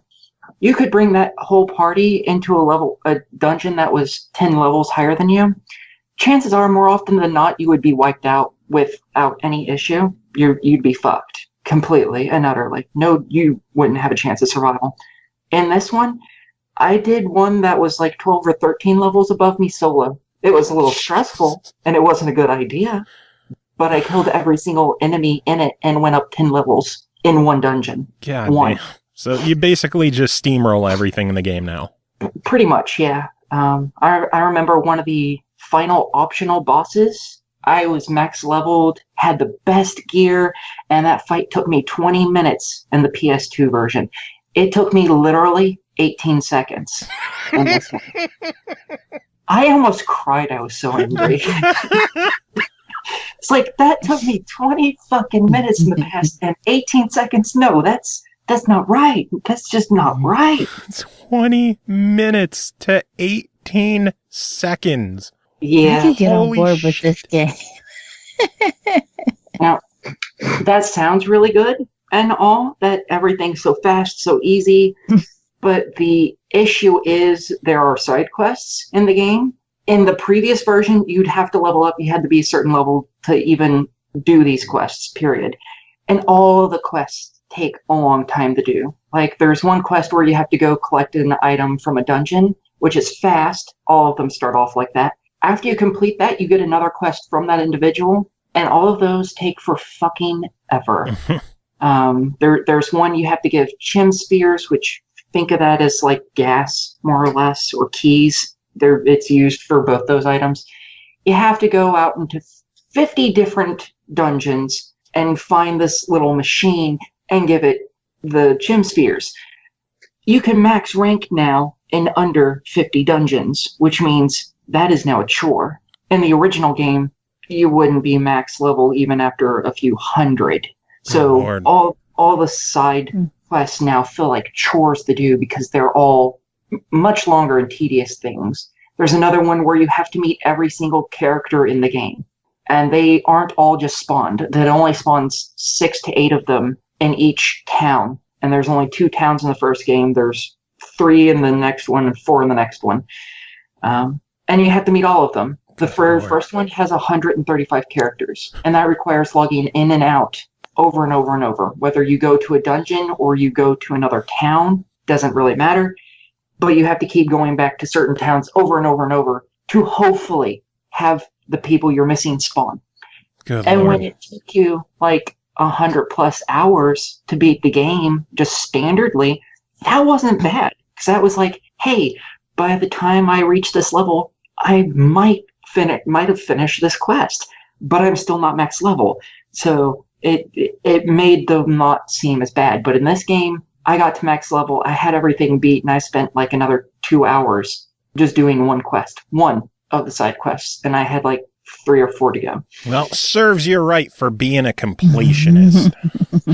Yeah, for Ask for it. this is a game. Oh yeah, this is a good game for that. So, 3 remastered PS2 games. Tell us about the 4th one. Is the 4th one worth checking out for fans of the series? Yes, it continues the story very well. It's more of an epilogue, so it's a lot shorter of a game than the previous 3, and it's a lot more just story focused. So you don't visit all the different towns, you don't go to as many dungeons. There's not as much side quest type stuff to do, period, at all. They've removed most of the stuff in the previous games from this game because they want it to be straight story. So it's is it pretty faster. much meant to tie up all the loose ends of the first games? To a degree. You fight the very last boss in the 3rd game, and that kind of tells the end of the story there. But what it doesn't tell you is the fact that the last boss is another player. I might as well just say that now. And in this game, players who are beaten by certain things inside the game, they go into comas. That's something the entire series is based on. They go into comas in real life. And That's a fucked up game. yeah, it's not supposed to happen. The company in the game denies it happens, which is ironically the company that makes this game is also the company that made the game. So the MMO that you're playing in was made by CyberConnect2. Just like .hack, where you're playing that game, is made by CyberConnect2. God. It's great. They just want you to feel a sense of pride and accomplishment for what you do in the game. Yes. Or fear of risk of coma. There you go. Yeah. I can't stop playing this game. I'm gonna fall into a coma. So I guess just the fourth game in general, that's clearly something they didn't need to do. It feels like it was more of a treat for the fans to give some added closure and story to it. For people who've previously played the other three games, does that kind of seem right? For the most part, yeah, because the stuff that's introduced into the fourth game, it makes sense when you think about it. But since none of it was stated in the end of the third game, no one really thought about it. Because the last boss, as I stated, he's another player. He goes into a coma, and you're trying to save him. That's what the fourth game is about. You're trying to get him out of the game world, back into his body so he wakes up from a coma. Gotcha. Third game never stated he went into a coma. No one. It makes sense that happened when you think about what happens in the games and how everything worked out, but no one would have thought of it previously. Gotcha. So it wasn't really needed, but it's really good for fans. I loved it. All right. So all that said, 4 games, $50. What is your verdict on .hack g.ulast Recode? I say it's a total buy. Anyone who played the original 4 .hack games or the GU games, you probably haven't played this in a decade. I say go for it. And honestly, if you try to buy all the stuff that's included in this brand new on the PS2, you're looking at spending over $400. Jesus Christ. Yeah, well, on top of just the original 3 games, which are all 40 to like $80 a piece right now because it didn't sell super well in the US for some reason, there's a special features area that you can only find in one place on the PS2, and that was from the special edition of the very first GU game. And it's super rare, and buying that version alone, not even brand new, because you're not going to find it brand new, that costs $250. So this is a bit more affordable. Just a bit, yeah. Just a lot of it. And a new game. Yeah. And, as I stated, I compared Sword Art Online to this on purpose because that's a really big anime right now. Lots of people love it and hate it. Everyone knows it, though. So if people are a fan of that, this is where they got the idea for that anime from. So that's even more of a reason for them to buy it because it's something they're familiar with. Nice. I'm excited you mentioned Sword Art Online. I'm excited that the new one is coming to Xbox finally. Yeah. So oh, it looks good. I might have to get it. Maybe if it does well, we'll see .hack make the jump to Xbox as well. But that comes down to whether or not people in America are gonna fucking buy an RPG on Xbox, which I hope they do. On top of that, CyberConnect stated that if this does well, that the last Recode does well, they'll make more .hack games. So all you motherfuckers need to go buy this goddamn game because I want a new fucking .hack game. I've been waiting for this for a fucking decade. You're gonna buy it or fucking else. Well, if Bandai Namco brings it to Xbox, I will sure as shit buy it. But I think we already know that I don't buy PS4 stuff anymore. Well, if they do keep making them, they're also going to put them on the PC, I believe. So you can still get it on the PC at least. I'd probably play something on PS4 over PC, to be honest. Well, the PC one is pretty good, and it's not super high spec. An i3, I think, is the highest you need to play this on the most recommended, and it's an old i3. Most computers these days, just a standard computer, has better than that. I don't know shit about computers. I just know I'd rather play something on my 60-inch 4K than on my like 21-inch standard ass PC monitor. But if it matters, the entire game does have controller support, and all the buttons it tells you to use are Xbox buttons. That's because you have an Xbox controller plugged in. No, like everything in the game no matter what kind of controller you put in, Interesting. it's all Xbox buttons. I don't know why, but that's a thing. That's a good sign. Yeah, so I'm hoping they'll bring it to the Xbox because of that. Because even if you plug in a PlayStation one, it's still Xbox buttons. Like I said, maybe if Sword Art Online does well on Xbox, we'll see .hack jump to the system as well. It seems like Namco has been showing a lot more support for Xbox lately, so fingers crossed. We do have to move on, though. Next game to talk about is called Catan Stories, The Legend of the Sea Robbers, developed by Klaus and Benjamin Tuber. Catan Studio and Asmodee Digital, released November 8th on iOS for $1.99, Android for $2.99. Set off in an adventure with Catan Stories, Legend of the Sea Robbers. 70 years after the first settlers arrived on Catan, the island is enjoying peace and prosperity, but for how much longer? In this original text adventure, guide 3 heroes and explore the world of Catan through them. Each of your decisions will have consequences. The fate of the island is in your hands.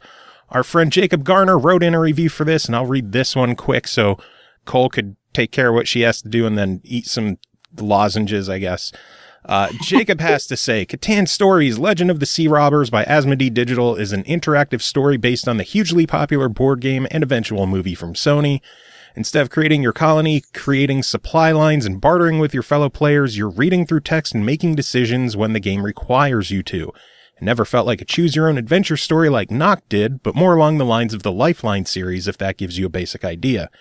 If you have no idea what I'm talking about, re-listen to every single episode of the SML podcast because my reviews for both games are somewhere in there. It should take you about a month's time if you quit your job now, so go. Thanks, Jacob, for pimping out my own show. Anywho, you play as an ageless raven who's been living on Catan for a long time, even before the humans arrived. You feel some sort of dark presence going on, and you know that you need to save the island and its people. You recruit 3 different characters from different areas of the island, and your spirit, despite you being very much alive, bounces back between the 3 people as they try to accomplish what they need to do, whether it's finding out what happened to their wife, get revenge against a pirate, find the TV remote, etc., and save the day. Because, that was an unusual jump in events. Yeah, because, they have TVs on the island of Catan. I've played a few of these interactive story/text adventure games for the show, and I've got fond memories of playing similar stuff growing up. Catan Adventures tries to build on the genre with fantastic audio production and a well-written narrative, but the game's mechanics are its downfall. It's common for interactive story games to give the player pauses from the action, especially on the iPhone. It's needed, as the user will need to put their phone away. At the point of mobile games is that they're meant to be mobile. So it's common for a game to give you breaks in the action after giving you 5 to 10 minutes of game time or reading, and then not report back to you for a while. Lifeline does this well, where it's common to only interact with the game 3 to 4 times in a day, as the character falls asleep, explores wreckage, etc. Catan Adventures instead annoyingly demands your attention by splitting up story moments into 2 to 4 minute chunks. You make your decision for your follower to do. The game says the character will return. You close the app and you think you're going back to your day. Wrong. Catan Adventures will notify you 5 to 10 minutes later that the character is waiting for you again. Open the game back up, read the new sections, make the decision, close up the game, 10 minutes later, repeat. Perhaps this wouldn't be so bad if the sections weren't so short, because while the game is written beautifully and the sounds make you feel like you're there, you'll constantly have to bring yourself back into the world. Ends up being annoying because if I have something to take care of, and I won't be able to remember about the game and progress until the next day. On top of having short sections and characters who report back to you too quickly, the Raven will occasionally have visions, which are 360-degree paintings that have sounds that you're going to click on to make it feel more real. I don't understand quite how they work in the game, as they seem to be a random timer. I could click on the different sounds in every few single degree of the picture, but the vision would end when it wanted to. All this seems like it was done to pad out the game's length, which is ridiculous. Catan Adventures is the best written interactive story I've ever read. It doesn't need to pad itself out. Yet here it does, and it harms the game experience more than I expected it to. Getting further into the adventure felt more of a chore than interesting. For $1.99, the game is absolutely worth your money, with a great story and cool characters, but the padding of gameplay time hurts the fun experience for me. In my opinion, Asmodee Digital needs to go back, edit scenes so they're a bit longer, and make the game take longer to contact you to come back. I'm interested in seeing a sequel, and I hope we get more adventures out of the island. So thanks to Jacob for that. Though he should have had that to me last week, you son of a bitch. Honestly, I don't understand why games even have those periods where you can't play. Why not just make it to where you can save at any point? That way you don't have to be notified later. I don't know. Games. That makes no sense. I don't know. I just wonder if it's something like the game will pop up like, hey, you got shit to do, but you could wait a while to check it out. Like maybe Jacob just needs to, do his own thing. Let it sit for a couple of minutes. The game will be there waiting for him. Yeah. I don't know. Anyway, one more game for the three of us to chat about right now called Little Nightmare, the Hideaway DLC, developed by Tarsier Studios, published by Bandai Namco. Wow, Bandai Namco is getting some airtime on this episode. The DLC released November 9th for $3.99 and is part of the expansion pass. The runaway kid wakes up in the engine area of the Maw, a dark and grimy place populated by the gnomes. Only by finding and rescuing these curious creatures can the kid make his way out of the Maw, but where are all these gnomes coming from? What secrets are buried in their nest? Cole Martin, I'm presuming you have the answers to this? I have some of the answers because only 2 of the DLC are available so far. The finale will not be until January. So, you have no idea how upset I was. I was like, you can't leave me like that. I need to know what happens. And the achievement, I'll get to it in a minute. Hold on. Back up. The runaway kid. If you have played the original Little Nightmares, and if you haven't, I don't know why you're listening to my review for the DLC, but the original Little Nightmares follows the story of 6. And it is a 5-chapter experience. I believe it's 5. 5-chapter experience. And the DLC takes you back through some of those chapters, but from the perspective of the runaway kid, who fans have called 7. The developers have not expressly given him a name. So I'm just going to stick with 7 because that's what everybody refers to him as. So the runaway kid, he seems to be in the same age range as 6. He is, excuse me, I'm trying to hold on to my voice. He awakens in a room after having had a nightmare, much the same way that 6 does in her side of the story. When you choose to start the DLC, you have to go to chapter select after beating the game and go to chapter 1 and then push down. And that gives you 7's story. So it's basically you're replaying the same chapter, but from a different viewpoint. Interesting. So it begins the same way. 7 has a nightmare and is awakened, and then he has to, progress through the mall much the same way that 6 did. One of the nice things about 7's adventure, though, is that it gives you more story and answers some of the questions that are created from 6's side of the story.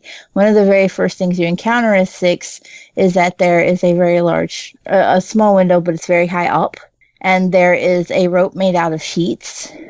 So, everybody that played the original game was like, where did that come from? Were there other kids that had tried to escape? What is the purpose of this? So we actually see in 7's side of the story that yes, there was another kid, even besides him and 6, who attempted to escape at least from the mall, and that they were the one responsible for leaving that sheet there.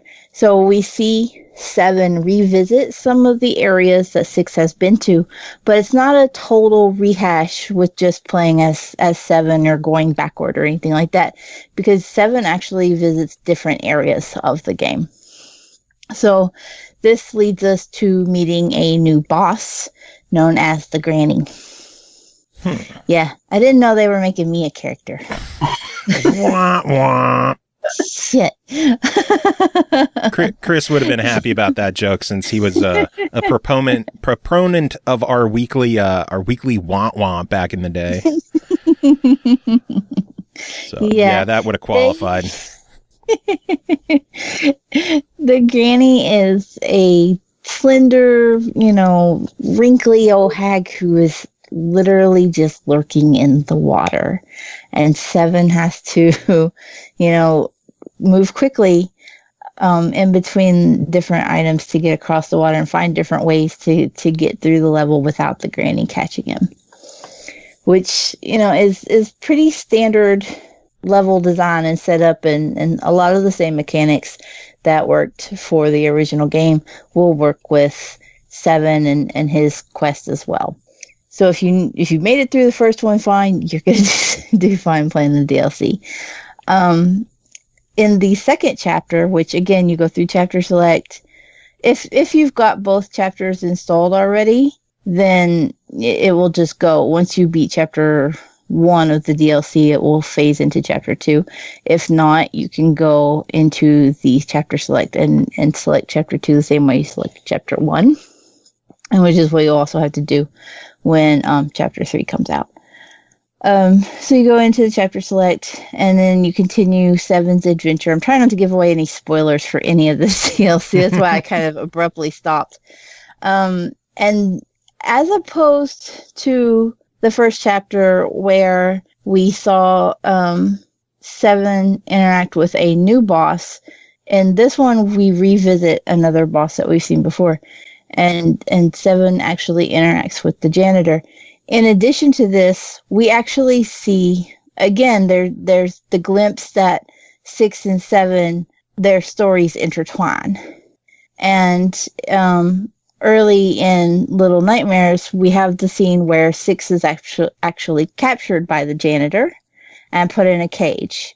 And then when she comes back to, we see the janitor grabbing a cage with another child in it and hauling it off screen.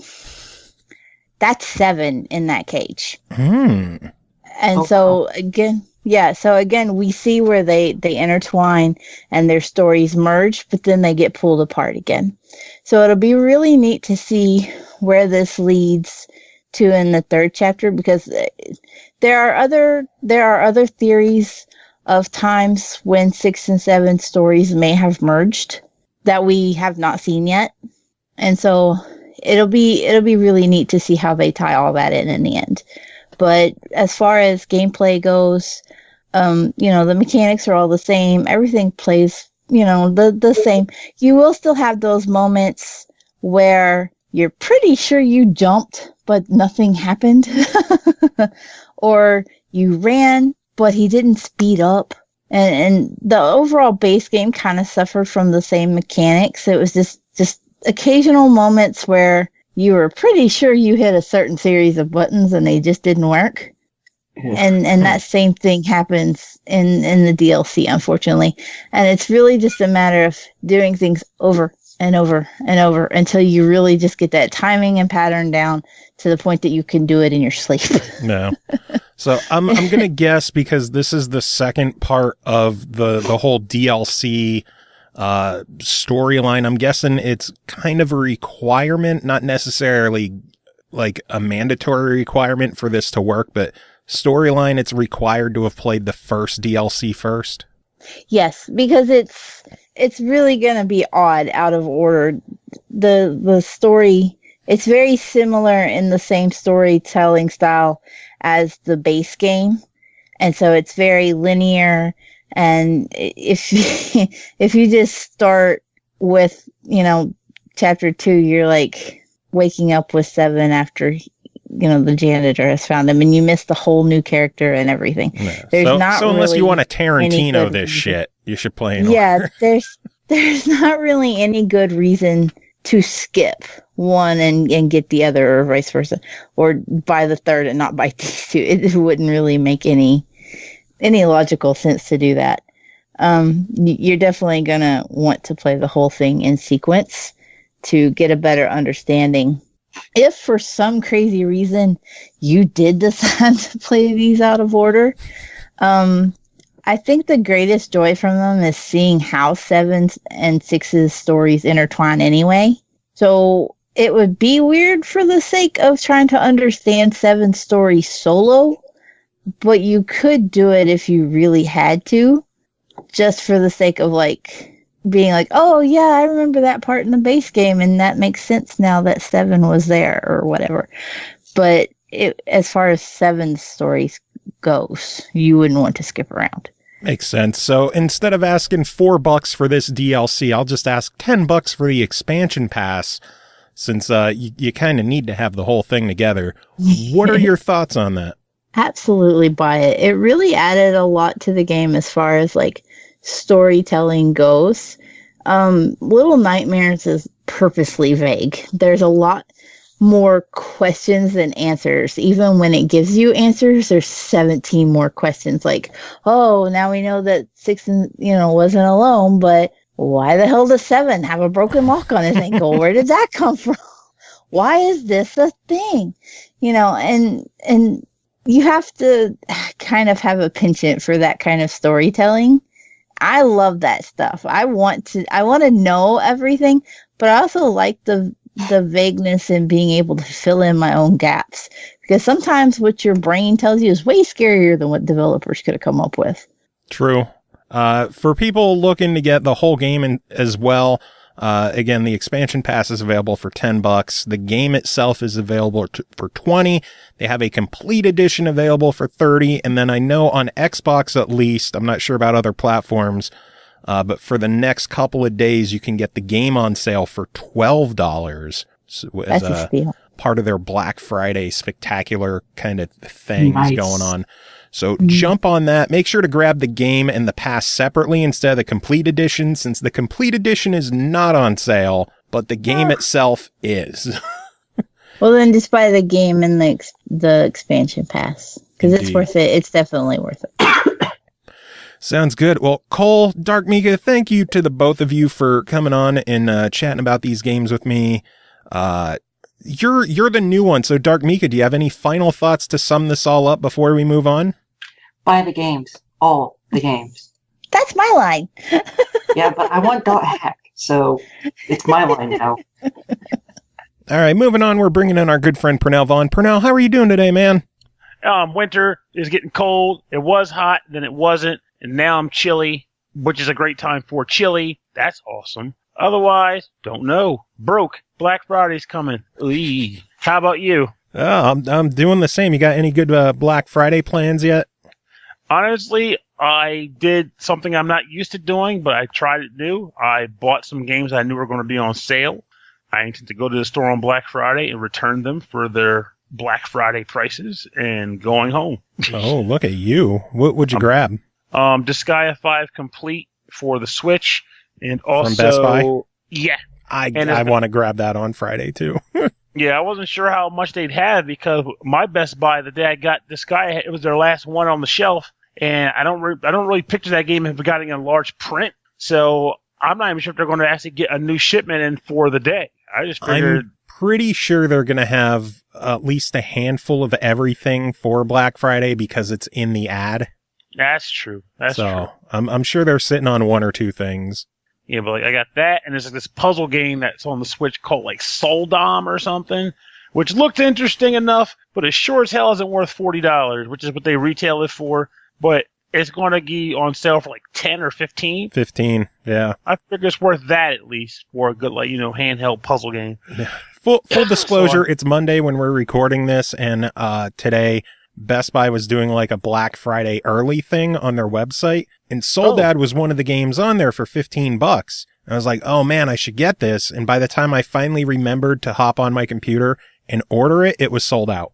Wow, so that game even sold out. Yeah, so I am really, really hoping that my local store will have a couple of them on Friday or Thursday night, whatever the fuck they're doing. But I ended up grabbing from the sale online Bomberman for $25 and Tekken 7 for $25. And right now, it's a good time to get Bomberman on sale, too, because of the recent patch they did. Mm-hmm. I'm sure you heard about that and all the weird characters they slapped in there. Oh, yeah.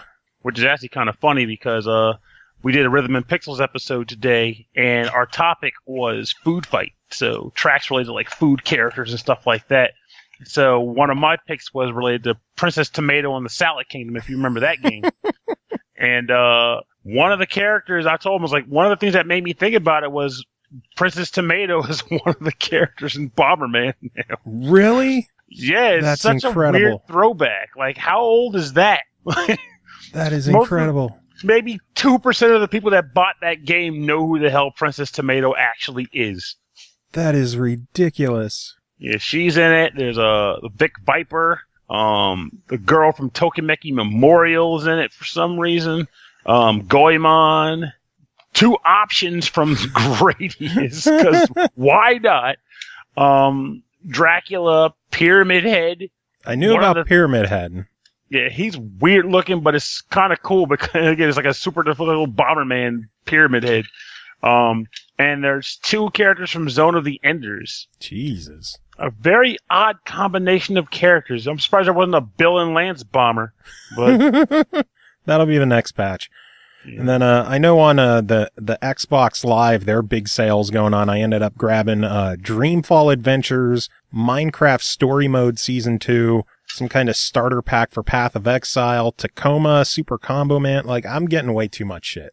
I'm going to have to check that out myself, though. Right now, if I buy anything game related, it's going to be using store credit that I already got because I am taking a one-way trip to Super Broke Town right now. Same I went to PAX Unplugged last weekend.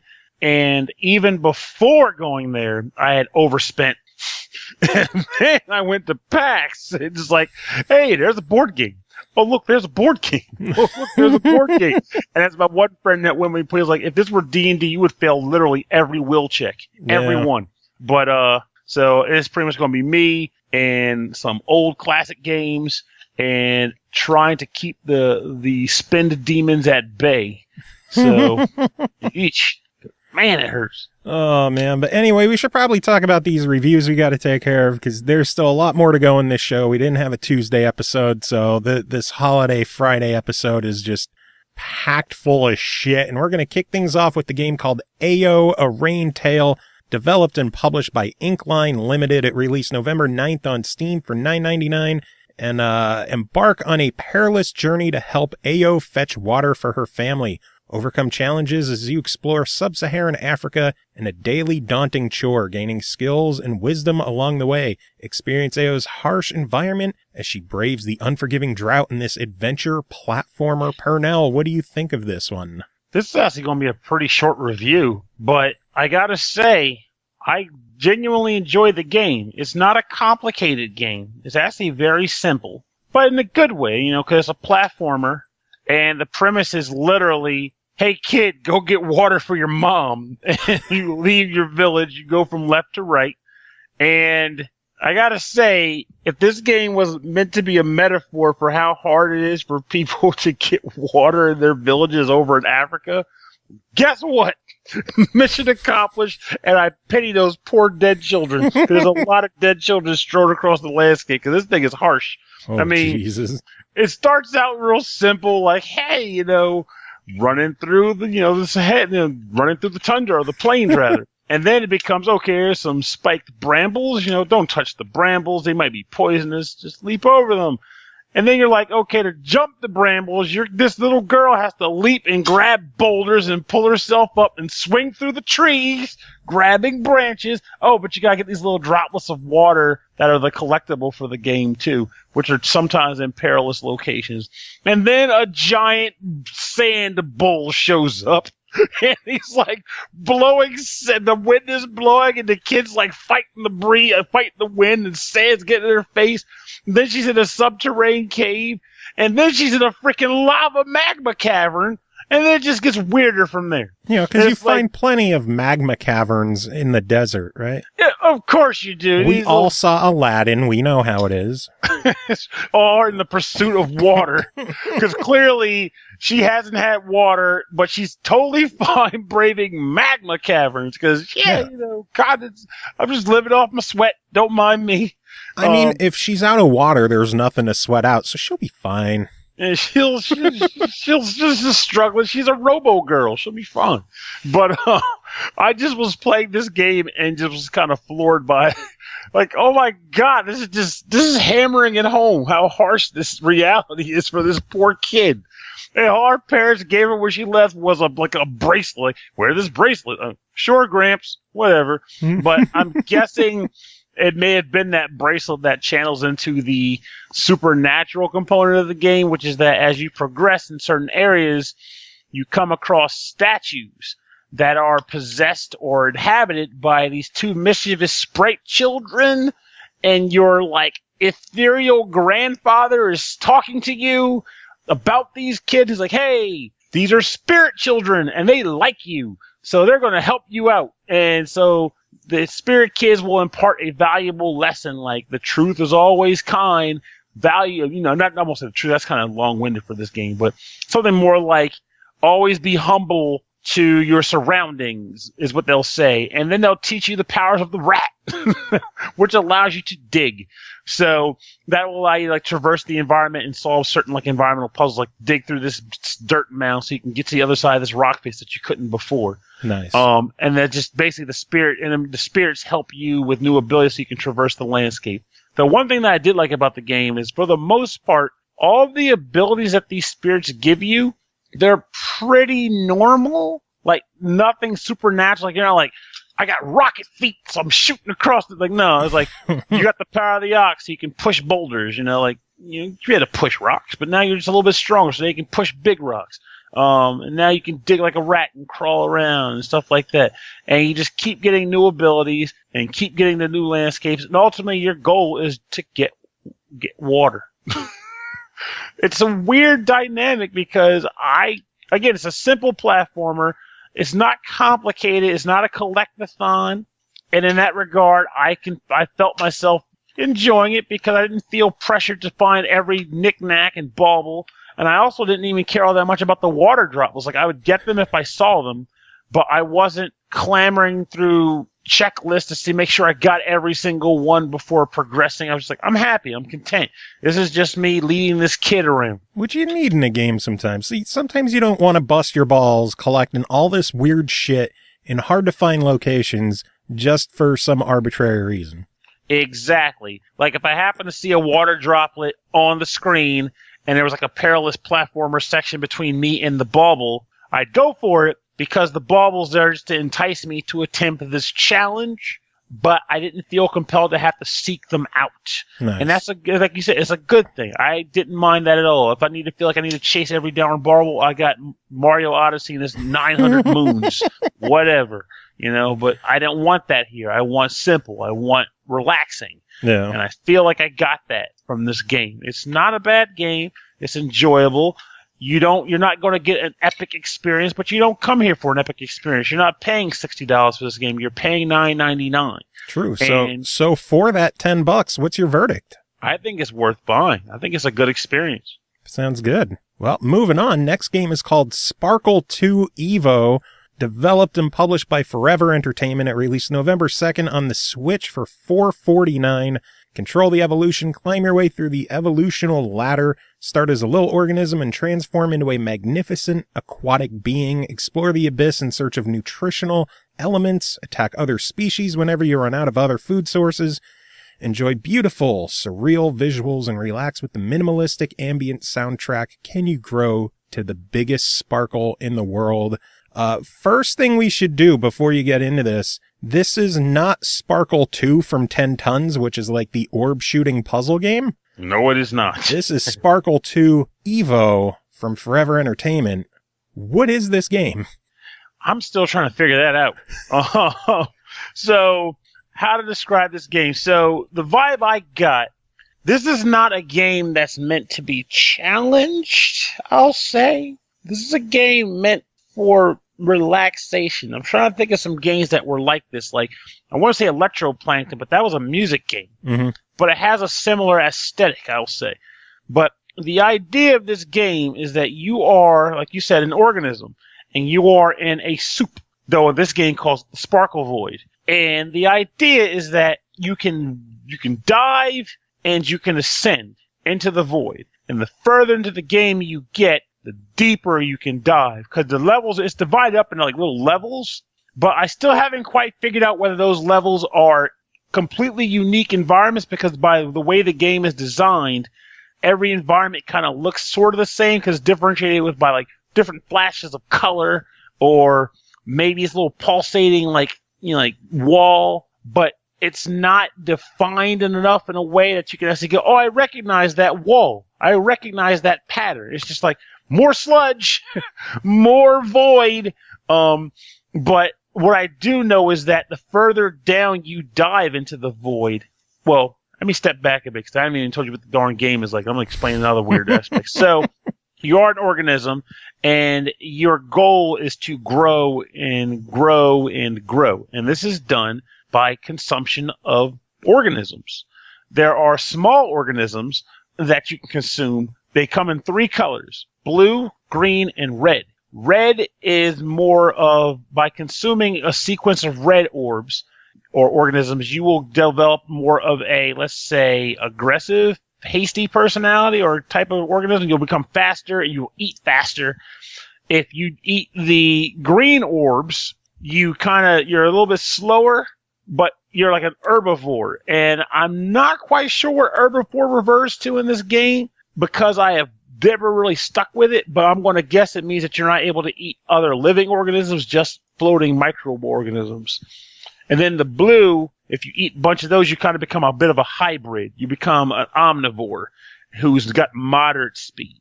So as you eat this stuff, your organism will kind of grow. Sometimes it'll get like weird, like large tendrils off to the side. It gets like a longer tail and what have you. And you're literally just swimming through the muck, eating more and more organisms and growing. And then eventually you start eating, like you might see like a floating like octopus bubble thing, which is an enemy in the game. And the way that works is that you can't eat it directly, but you can eat different parts of it off. So like you might see like 3 like microbe like shaped things inside of it or on the sides of it. You have to swim across and nip them. And then like once you finish eating all the components, you can do one final bite and consume the entire organism, which gives you more growth. So this is pretty much what you do. You just go to different levels in the game and you eat shit. That's literally what you do. Now, there's also a sort of menu off to the side, which lets you kind of see the progress of your organism, but I'm not 100% certain how it's developing. So it is different. It's like a DNA it's a DNA string, and it shows all these different DNA bubbles. It does a count of all the different ones you've acquired. So it'll be like a couple hundred of this one, a couple hundred of this green one, and you've eaten a couple hundred of the red one. And it'll show the DNA strand a sequence of different colors, which I guess shows the different evolutions you've encountered, and you're building up your DNA strand to ultimately come up with your own unique organism by the end of the game. So it's kind of cool to see. I wonder how different someone else's could be from mine. If you have another person that that's playing it, it can look different. And it has different ratings. So the speed of your organism, the deftness, eating speed, acceleration, and then your different skills. And to be blunt, the game itself doesn't tell you what your skills do. And the only one I actually realized what it could do, the only one I actually understood was the red skill, which is if you tap the organism's head on the screen twice or hit the skill button, you'll activate the skill.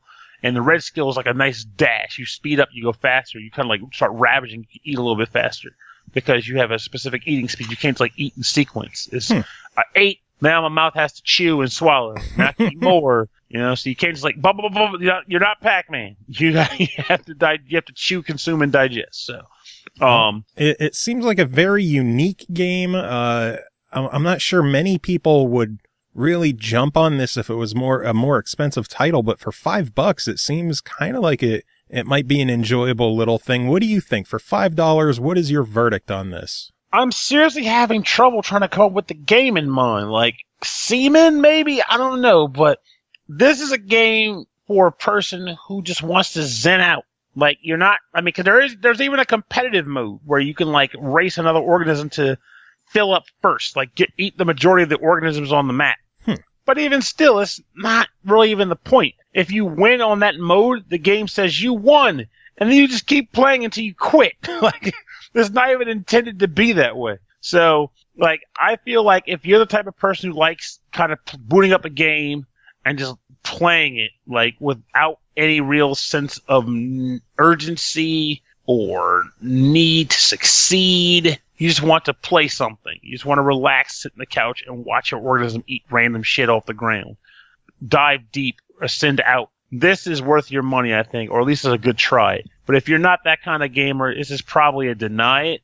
because you know the type, they'll buy this game and they'll boot it up and go, "What the hell's the goal?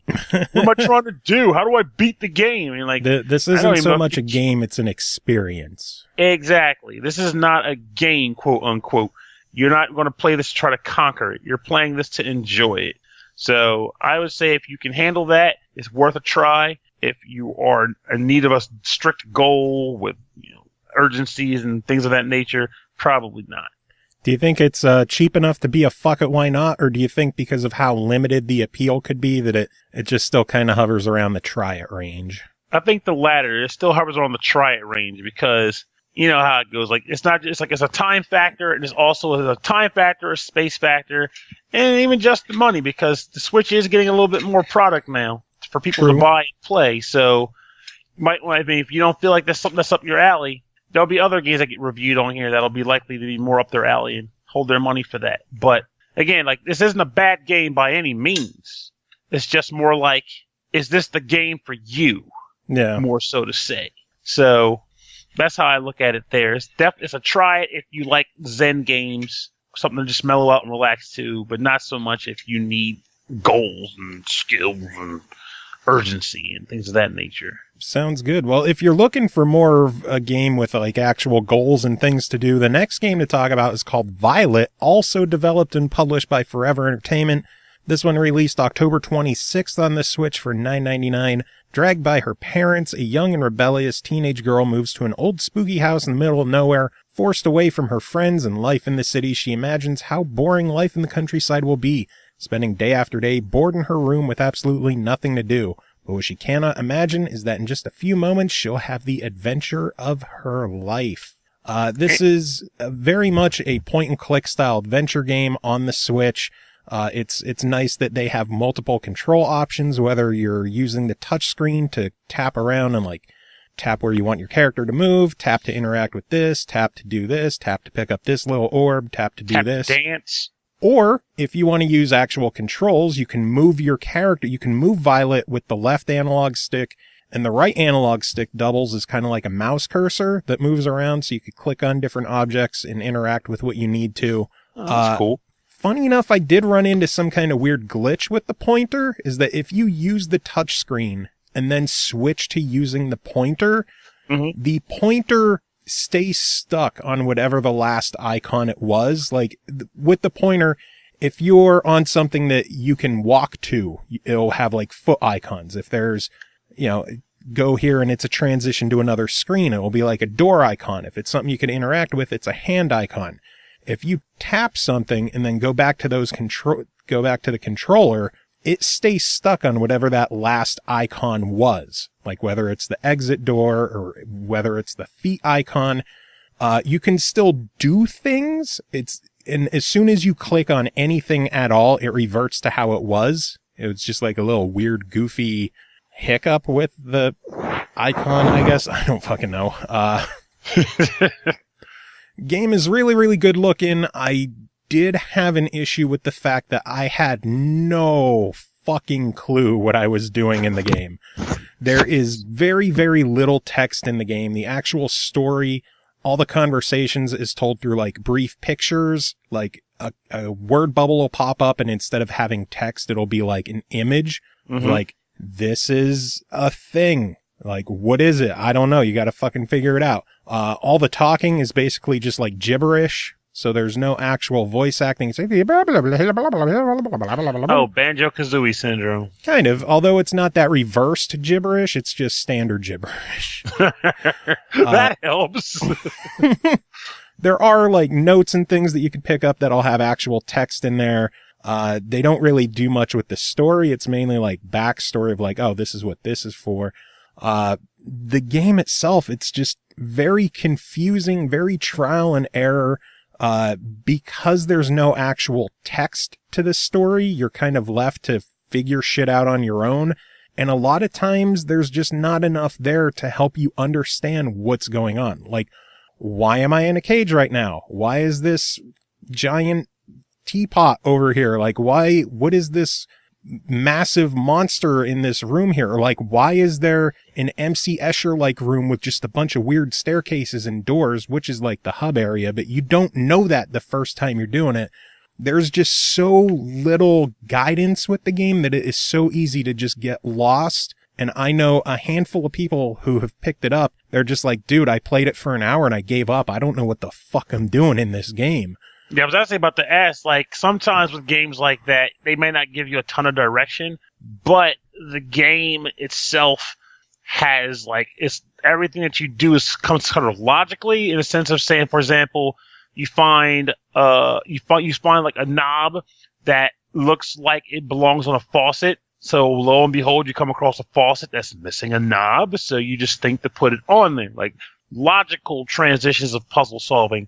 Whereas some games might be like, use this purple gobbledygook in this room with the SpongeBobs, and you're just supposed to know that because, that's there like wasn't even that kind of shit. It was just, I didn't know for the longest time. I didn't know what I was doing, what I was supposed to do. Luckily, the game originally released on the PC a couple of years ago, so there are guides out there. If you picked up this game and you don't know what the fuck you're doing, there's guides out there to help you piece things together and figure it out. Because honestly, if I didn't, when I do reviews, I try as hard as I can to not use any kind of guides, to just do everything on my own. And I had to use a guide with this game to just get through any of it because I was confused. It's not like I'm stupid. I do a lot of adventure games. I do a lot of point and click style adventure games. It's just nothing seemed to make sense in this game. Here's a question. I'm sorry about that. I was going to say it's a gorgeous game. It just doesn't make any goddamn sense to me.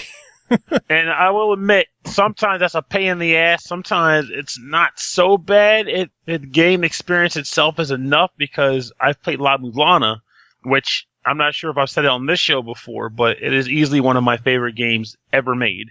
But that game has some ridiculously abstract puzzles where if someone on the internet hadn't done it before me, I may not still have beaten that game. No.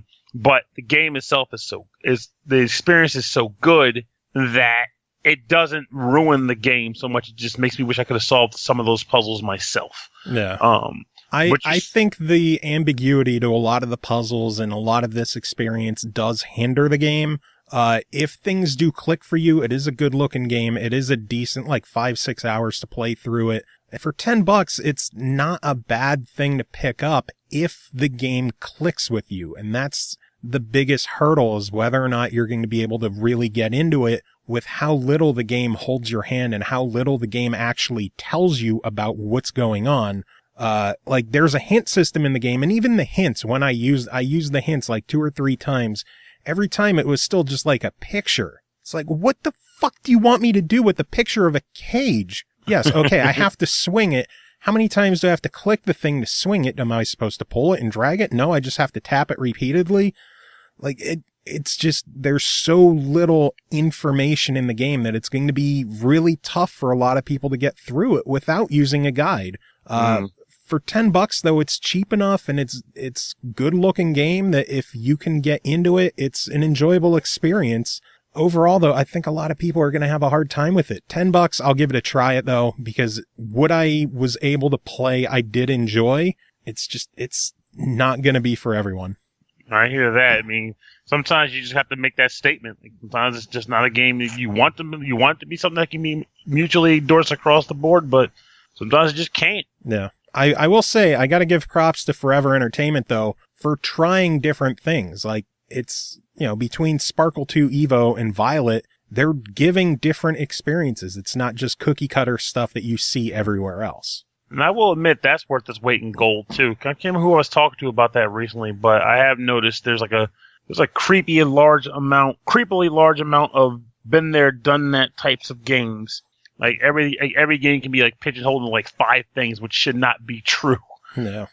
Anyway, one more game that you're here to talk about is called Octodad Dadliest Catch, developed and published by Young Horses. It released November 9th on the Switch. For $14.99, loving father, caring husband, secret octopus. Octodad is a game about destruction, deception, and fatherhood. The player controls Octodad, a dapper octopus masquerading as a human. Octodad's existence is a struggle as he must master mundane tasks with his unwieldy tentacles while keeping his cephalopod nature a secret from his human family. Because, a sentient octopus in a suit is really, really easy to mistake as a human being. So, Purnell, what did you think of Octodad on the Switch? I gotta openly admit that this might have been a good fit for me as a reviewer because I've heard of Octodad. I know the game's been around forever and a day, but I'd actually never played it. So this was my first time actually experiencing the gameplay of Octodad, and I'm not sure how many people out there could still say that. So I'm glad that I can make that call for this review. And my thoughts on this is Quap. What's that game called? Is it called Quap or Quarp? Yeah, The game with Quap with a plot and a ridiculous amount of humor. This game is gold, man. I'm telling you. Like I was, again, you may have remembered, I'm not sure how many people remember some of the stuff I say, but when it comes to games, humor speaks volumes for me. If you can make me laugh, I'll forgive a lot of other stuff that your game does. But fortunately, with this game, I have nothing to forgive. It's a quality game in and of itself. The intent is that pretty much you are an octopus that somehow fathered 2 children with a wife. And you are living life hidden from the world, but you're doing everyday normal junk as an octopus. You have one button that you hold down and then manipulate a thumbstick to move an arm, another button and thumbstick to move another arm, and the same for both of his legs. And you are basically, like, the first level of the game is essentially getting your tie, getting your suit, and walking to the altar, getting a ring, and then marrying your wife. It is hysterical. There are banana peels on the ground for no freaking reason, and you're slipping on them, and he talks. Again, we were talking earlier about how, like, the rare animal give gibberish. This game has that. All the humans speak, but he goes, and then they'll, again, like, sometimes they'll go, angry angry pandering scribble or something, and like everyone understands him. Honey, regarding the aquarium, oh, you're gonna go. It's so funny. So there are collectibles in the game in the form of ties, but again, like with the other earlier mentioned game, I paid no attention to those ties unless I came across one because they're hard to find. The fun of the game is literally just playing it. So you'll be in scenarios where there'll be other humans around, and you have to be as inconspicuous, or I'll say more so normal behaving as possible. So an early level in the game, I like to use early levels because I don't like to spoil later stuff in the game. Early level in the game, you're in the grocery store, and you're walking around collecting items for your kids. Like one kid wants pizza. Another kid wants an apple, and the mom wants, like, chocolate milk. So it's like, okay, how do I get this pizza? Well, the pizza's in the freezer, but the freezer's broken. So as an octopus, you have to go into the one end of the freezer that's working and squeeze through the shelves and flop around to get to the broken fridge and yank some pizza out. But no one can see you do that because clearly a man can't do that, right? Yeah. And there's like dotted lines, like pointing from people's line of sight to you, and while they're looking at you, you can't do crazy stuff. There's another part of the grocery store, like a woman's like, you need to get your kid a box of cereal, and the mom's like, I got the last box of cereal. She puts it in her cart and is like, steal the cereal. So she's like watching you, and then she'll turn around. She looks at you while you're trying to move a tentacle because you can independently move the tentacle. So jokingly, you could go and steal a pair of shades from the counter and put them on his face. So he's like inconspicuous, and she's looking like, "What the heck are you doing?" You're like, it's just so absurd. And then the chocolate milk is behind 3 other containers of white milk. So you're like moving cartons of milk out of the way while there's a guy at the counter looking at you. So you have to like be real careful about how you move the milk and then take the chocolate milk out because you don't want to look weird because a human would have no problems getting to the back of the milk Obviously. container.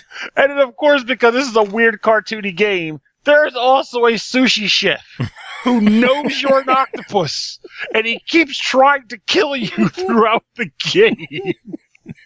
It's so weird. Like, he's just chasing you through the back room. He's like, sushi, free sushi in the back. It's such I'm just happy, like, we covered this game, I think, 2 times previously with different releases. We even had Phil Tibetowski of Young Horses on the show to talk about the game way back in 2015 on episode 137. So if you want to hear more about Octodad, go back and listen to episode 137. But I'm so happy that you got to experience the insanity of this game. This game is freaking great. Like I swear, just everything about it was just funny. Like I didn't think I would enjoy the idea of like, okay, the apple's back there. There's a man trying to choose which melon is the melon for him, and he's in front of the apples. I have to tiptoe around the banana peels in the messiest grocery store ever conceived by man to get to this apple and pick it up. Kid wants a bottle of soda. Oh, no. It's not on the counter. It's attached to a flying helicopter device in the middle of the store. So I got to climb a set of boxes to get orange soda. Why? I have no damn idea. But it's Octodad. Nothing makes fucking sense. Exactly. Go ahead. I was about to say, then they introduce like freaking Metal Gear shit into the game later where you just can't be seen at all. And you're like sneaking around. But no one notices. Your wife's like, why is my husband late? Clearly, he should just walk down the aisle with the rest. Oh, no, I'm creeping through the gift shop, hide behind boxes and shit.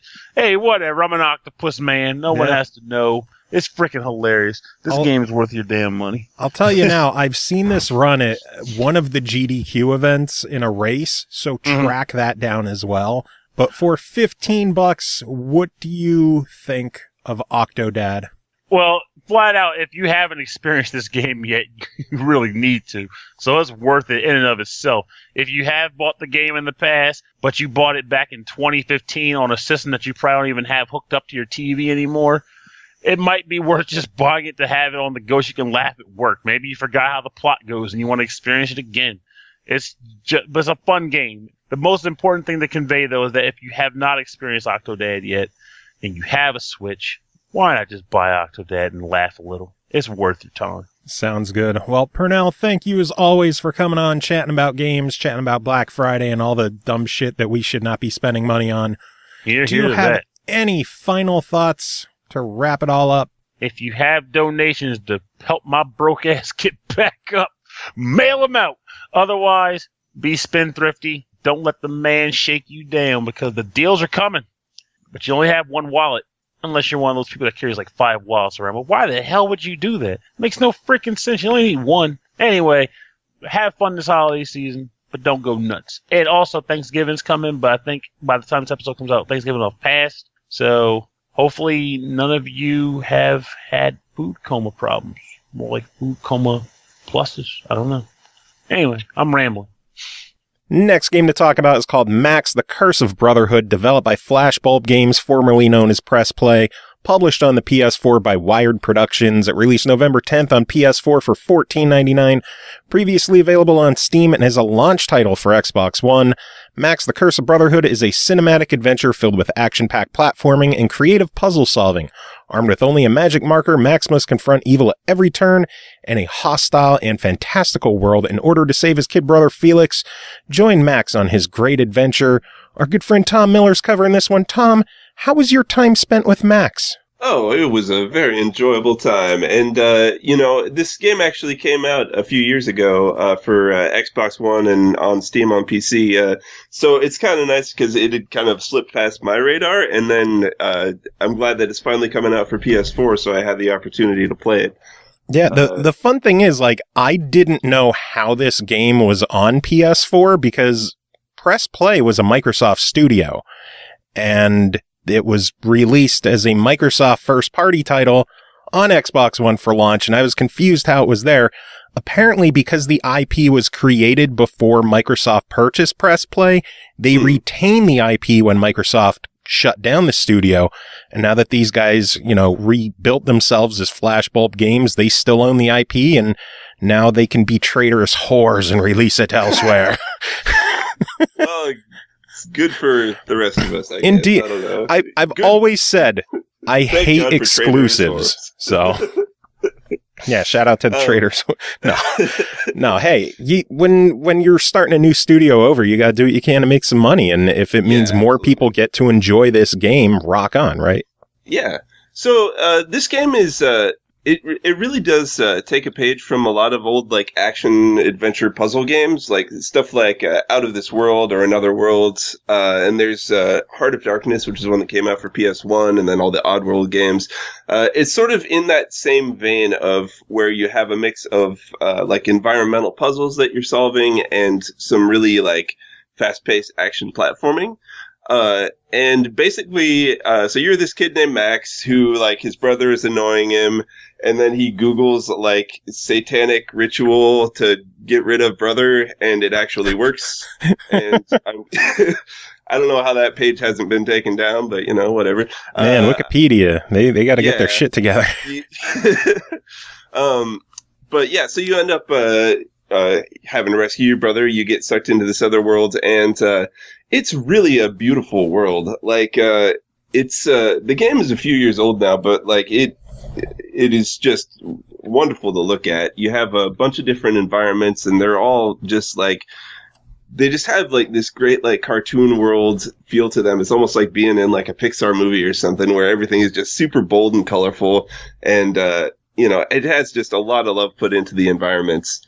And I really love the cinematic presentation of it too. It describes itself as a cinematic action game, and you know, throughout there are a bunch of different like semi-auto-scrolling cutscenes where you're just like, you could be being chased by these giant, like, over-the-top, evil-looking cartoon beasts, and you're just having to come up with different ways to avoid them, and you end up like running over a bunch of collapsing stuff and having to like swing around, and everything is like, it does actually demand kind of a lot of precision from you, like right from the beginning of the game, but it's really exciting and fun. I found, you know, it might not be to everyone's taste, but like the sort of like big set piece style platforming is really cool to me. It almost reminds me of like the newer Donkey Kong Country games with that. So yeah, it's a great looking game too. I haven't played it since near the Xbox launch. It's been quite a while since I fired it up, but I just remember how awesome that chase sequence in the first level was. Oh yeah, that was an awesome way to kick off the game. Yeah, and then also there's the puzzle section of it. So like the blurb mentioned, you have a magic marker that you get to. You use it to manipulate different parts of the environment, and so you can like make pillars rise up out of the ground and make like different vines grow that you can use as platforms.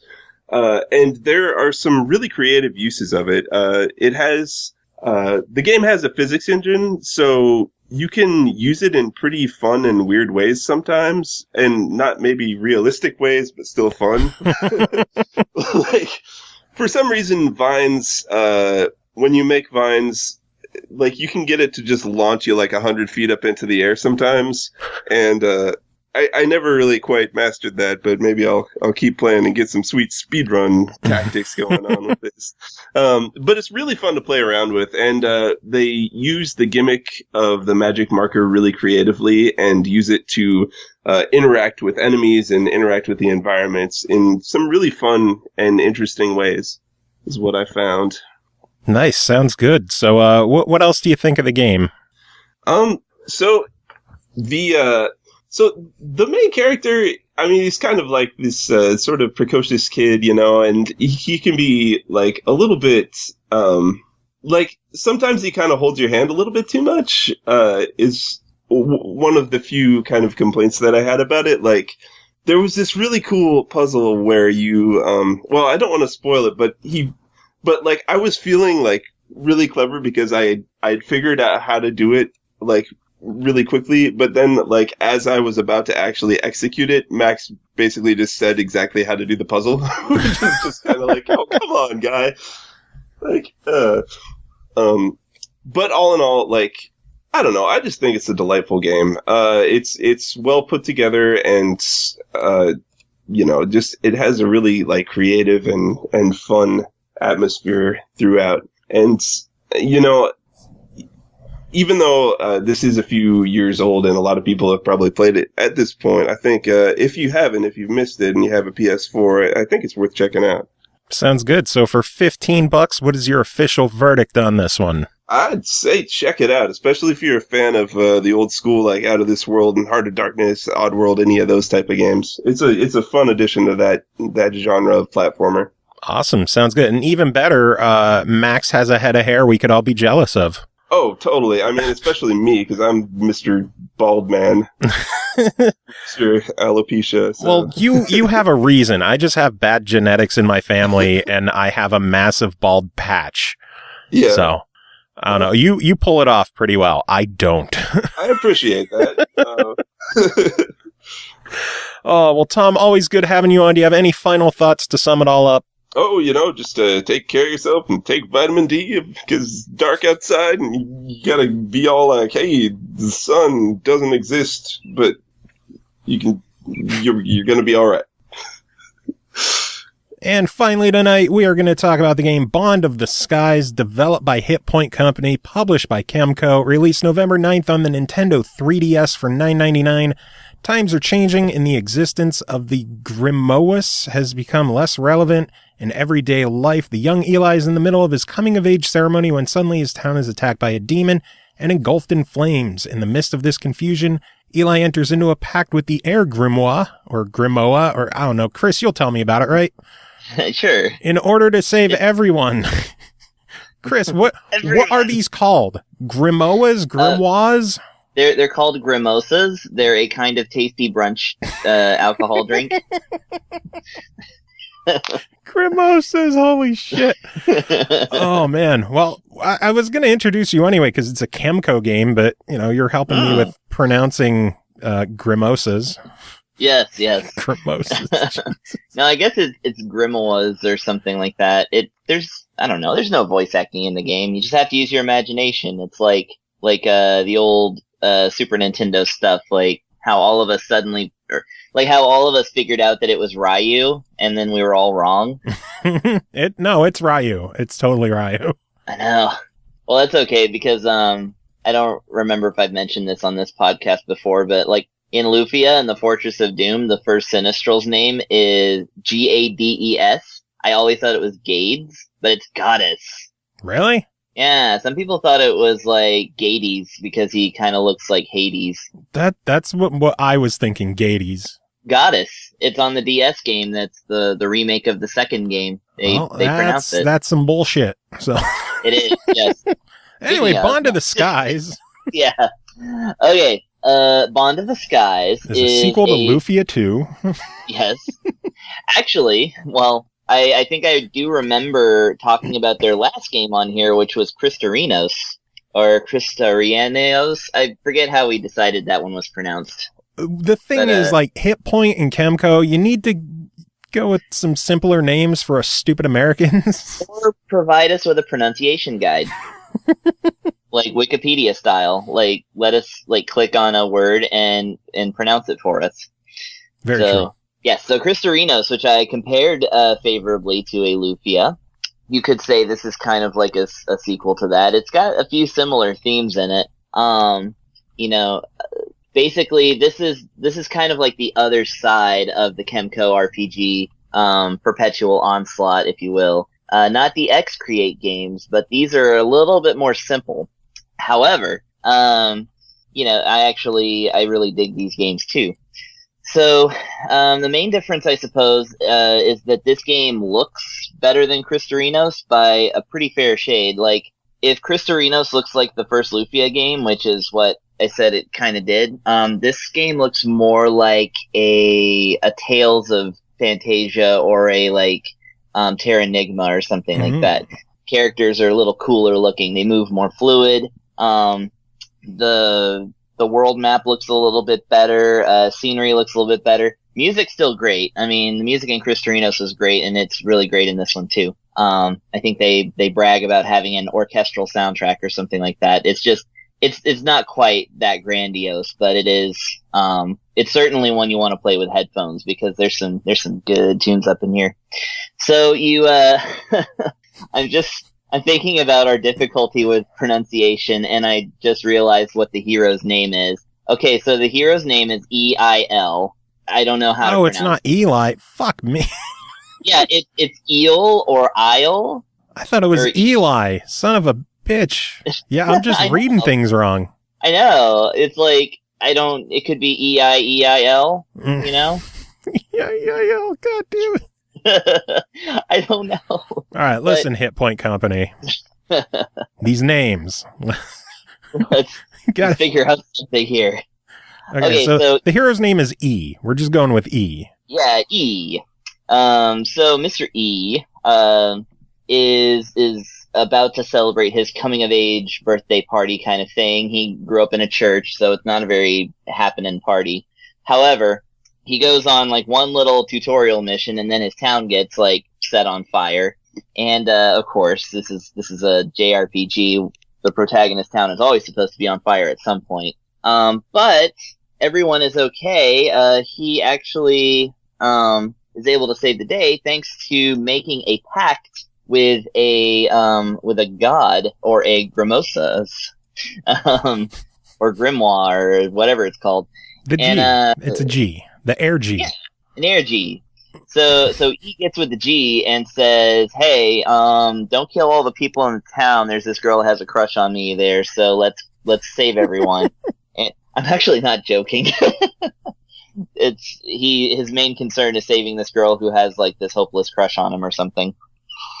And so the god comes in and helps him out, and then that pact then becomes a binding contract whereby he has to actually assist the deity, the semi-deity or whatever, the G, in doing various things to save the world. It actually got a little cloudy at that point.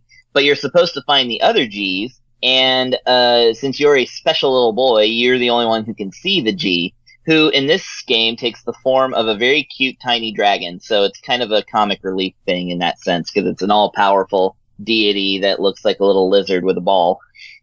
And so yeah, your mission is basically in the first part of the game to go around and find the other people who can see dragons, including the second person you run into, whose name is Ix. I-K-S. Interesting. Yeah. So, keeping these up names, man, these fucking names. keeping up the names. I almost forgot. Let's see. The deity, the G that you rescue, his name is Nogard, or Nogard. N-O-G-A-R-D. What does that spell backwards? Drag. So it turns out these people are geniuses after all. They got us. They got us. Yep. Oh my lord. So what kind of changes are there from this game to some of the other Hit Point RPGs that you've covered? Well, this one is a little bit more. Well, the battles are done in first person, so they're a little more Dragon Quest style. Now, there is one cool mechanic that they've actually, I've never seen this in an RPG quite like this. So the enemy's position could be in the left, right, or center of the screen, and your position can be in the left, right, center of the screen, and you can change your formation in every shot. Well, depending on where you are versus where the enemy is, you can do more damage or take more damage, or do less damage, take less damage. So you can actually kind of strategize or put yourself in a defensive position if you find that the enemy is getting too many hits in on you and you need to like lay back and heal or switch with somebody else or do something else like that. So there's a lot in these battles that kind of take on a little bit of a strategy feel. I haven't gotten far enough to where it's like where my whole team is there, so I'm not quite sure how that ends up playing out in a busier fight. But for the early fights, it's certainly interesting. And yeah, it's, like an X-Create game, it's chock full of items and like some little customizing things. You can take on additional quests and just lots and lots and lots of content to keep you busy. Nice. Yeah. So overall, $10. Your thoughts? $10. I mean, like I said, Kemco, they keep putting out these great games, and I mean, yeah, I mean, at $10, you're looking for a solid, Super Nintendo style RPG. This one's definitely entertaining. I think it's a little more well written than Chris Torino. But either way, you really should buy this just to support Hit Point Company. Although in researching this company, I found out they're the ones who made the ultra popular Neko Atsume game. You know, the cat game? No.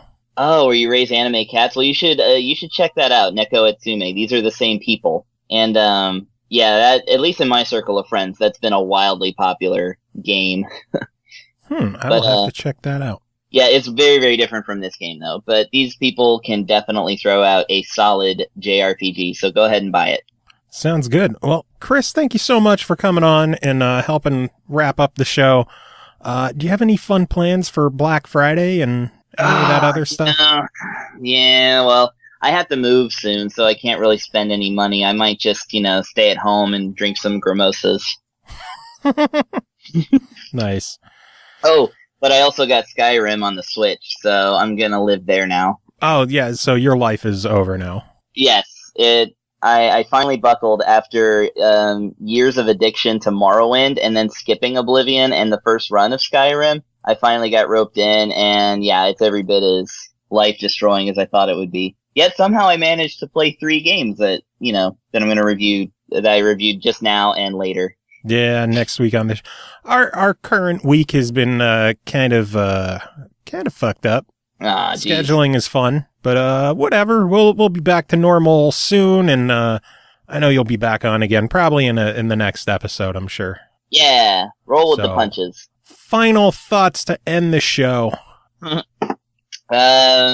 I don't know. Don't go killing anybody on Black Friday or anything. Don't get killed. Don't ask anybody any questions. Like, literally, a retail person might kill you. So, it ain't worth it. Not this year.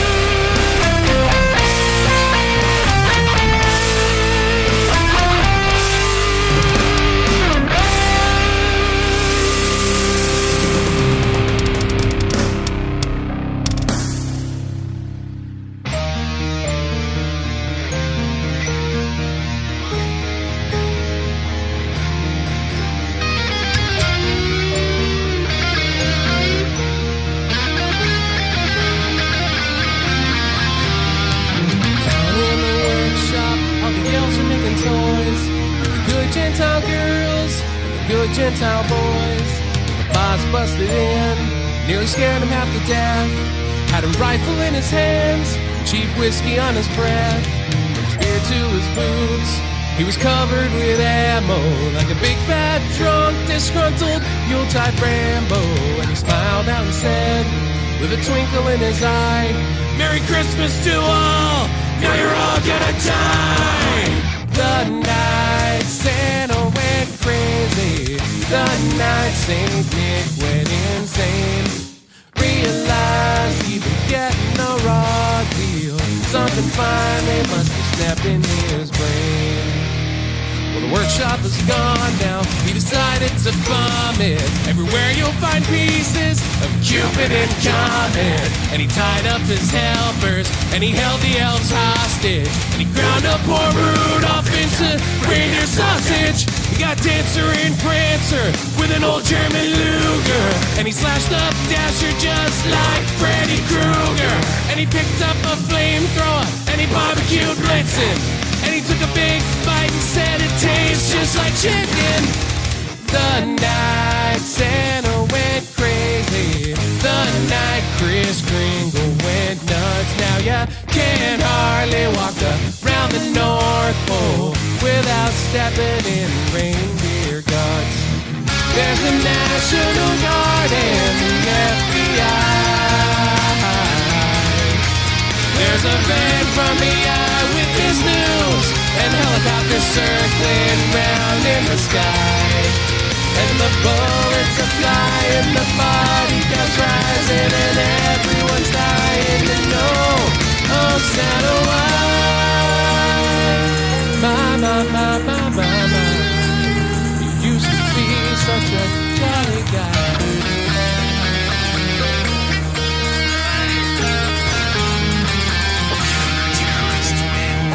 Yes, Virginia, now Santa Claus is dead.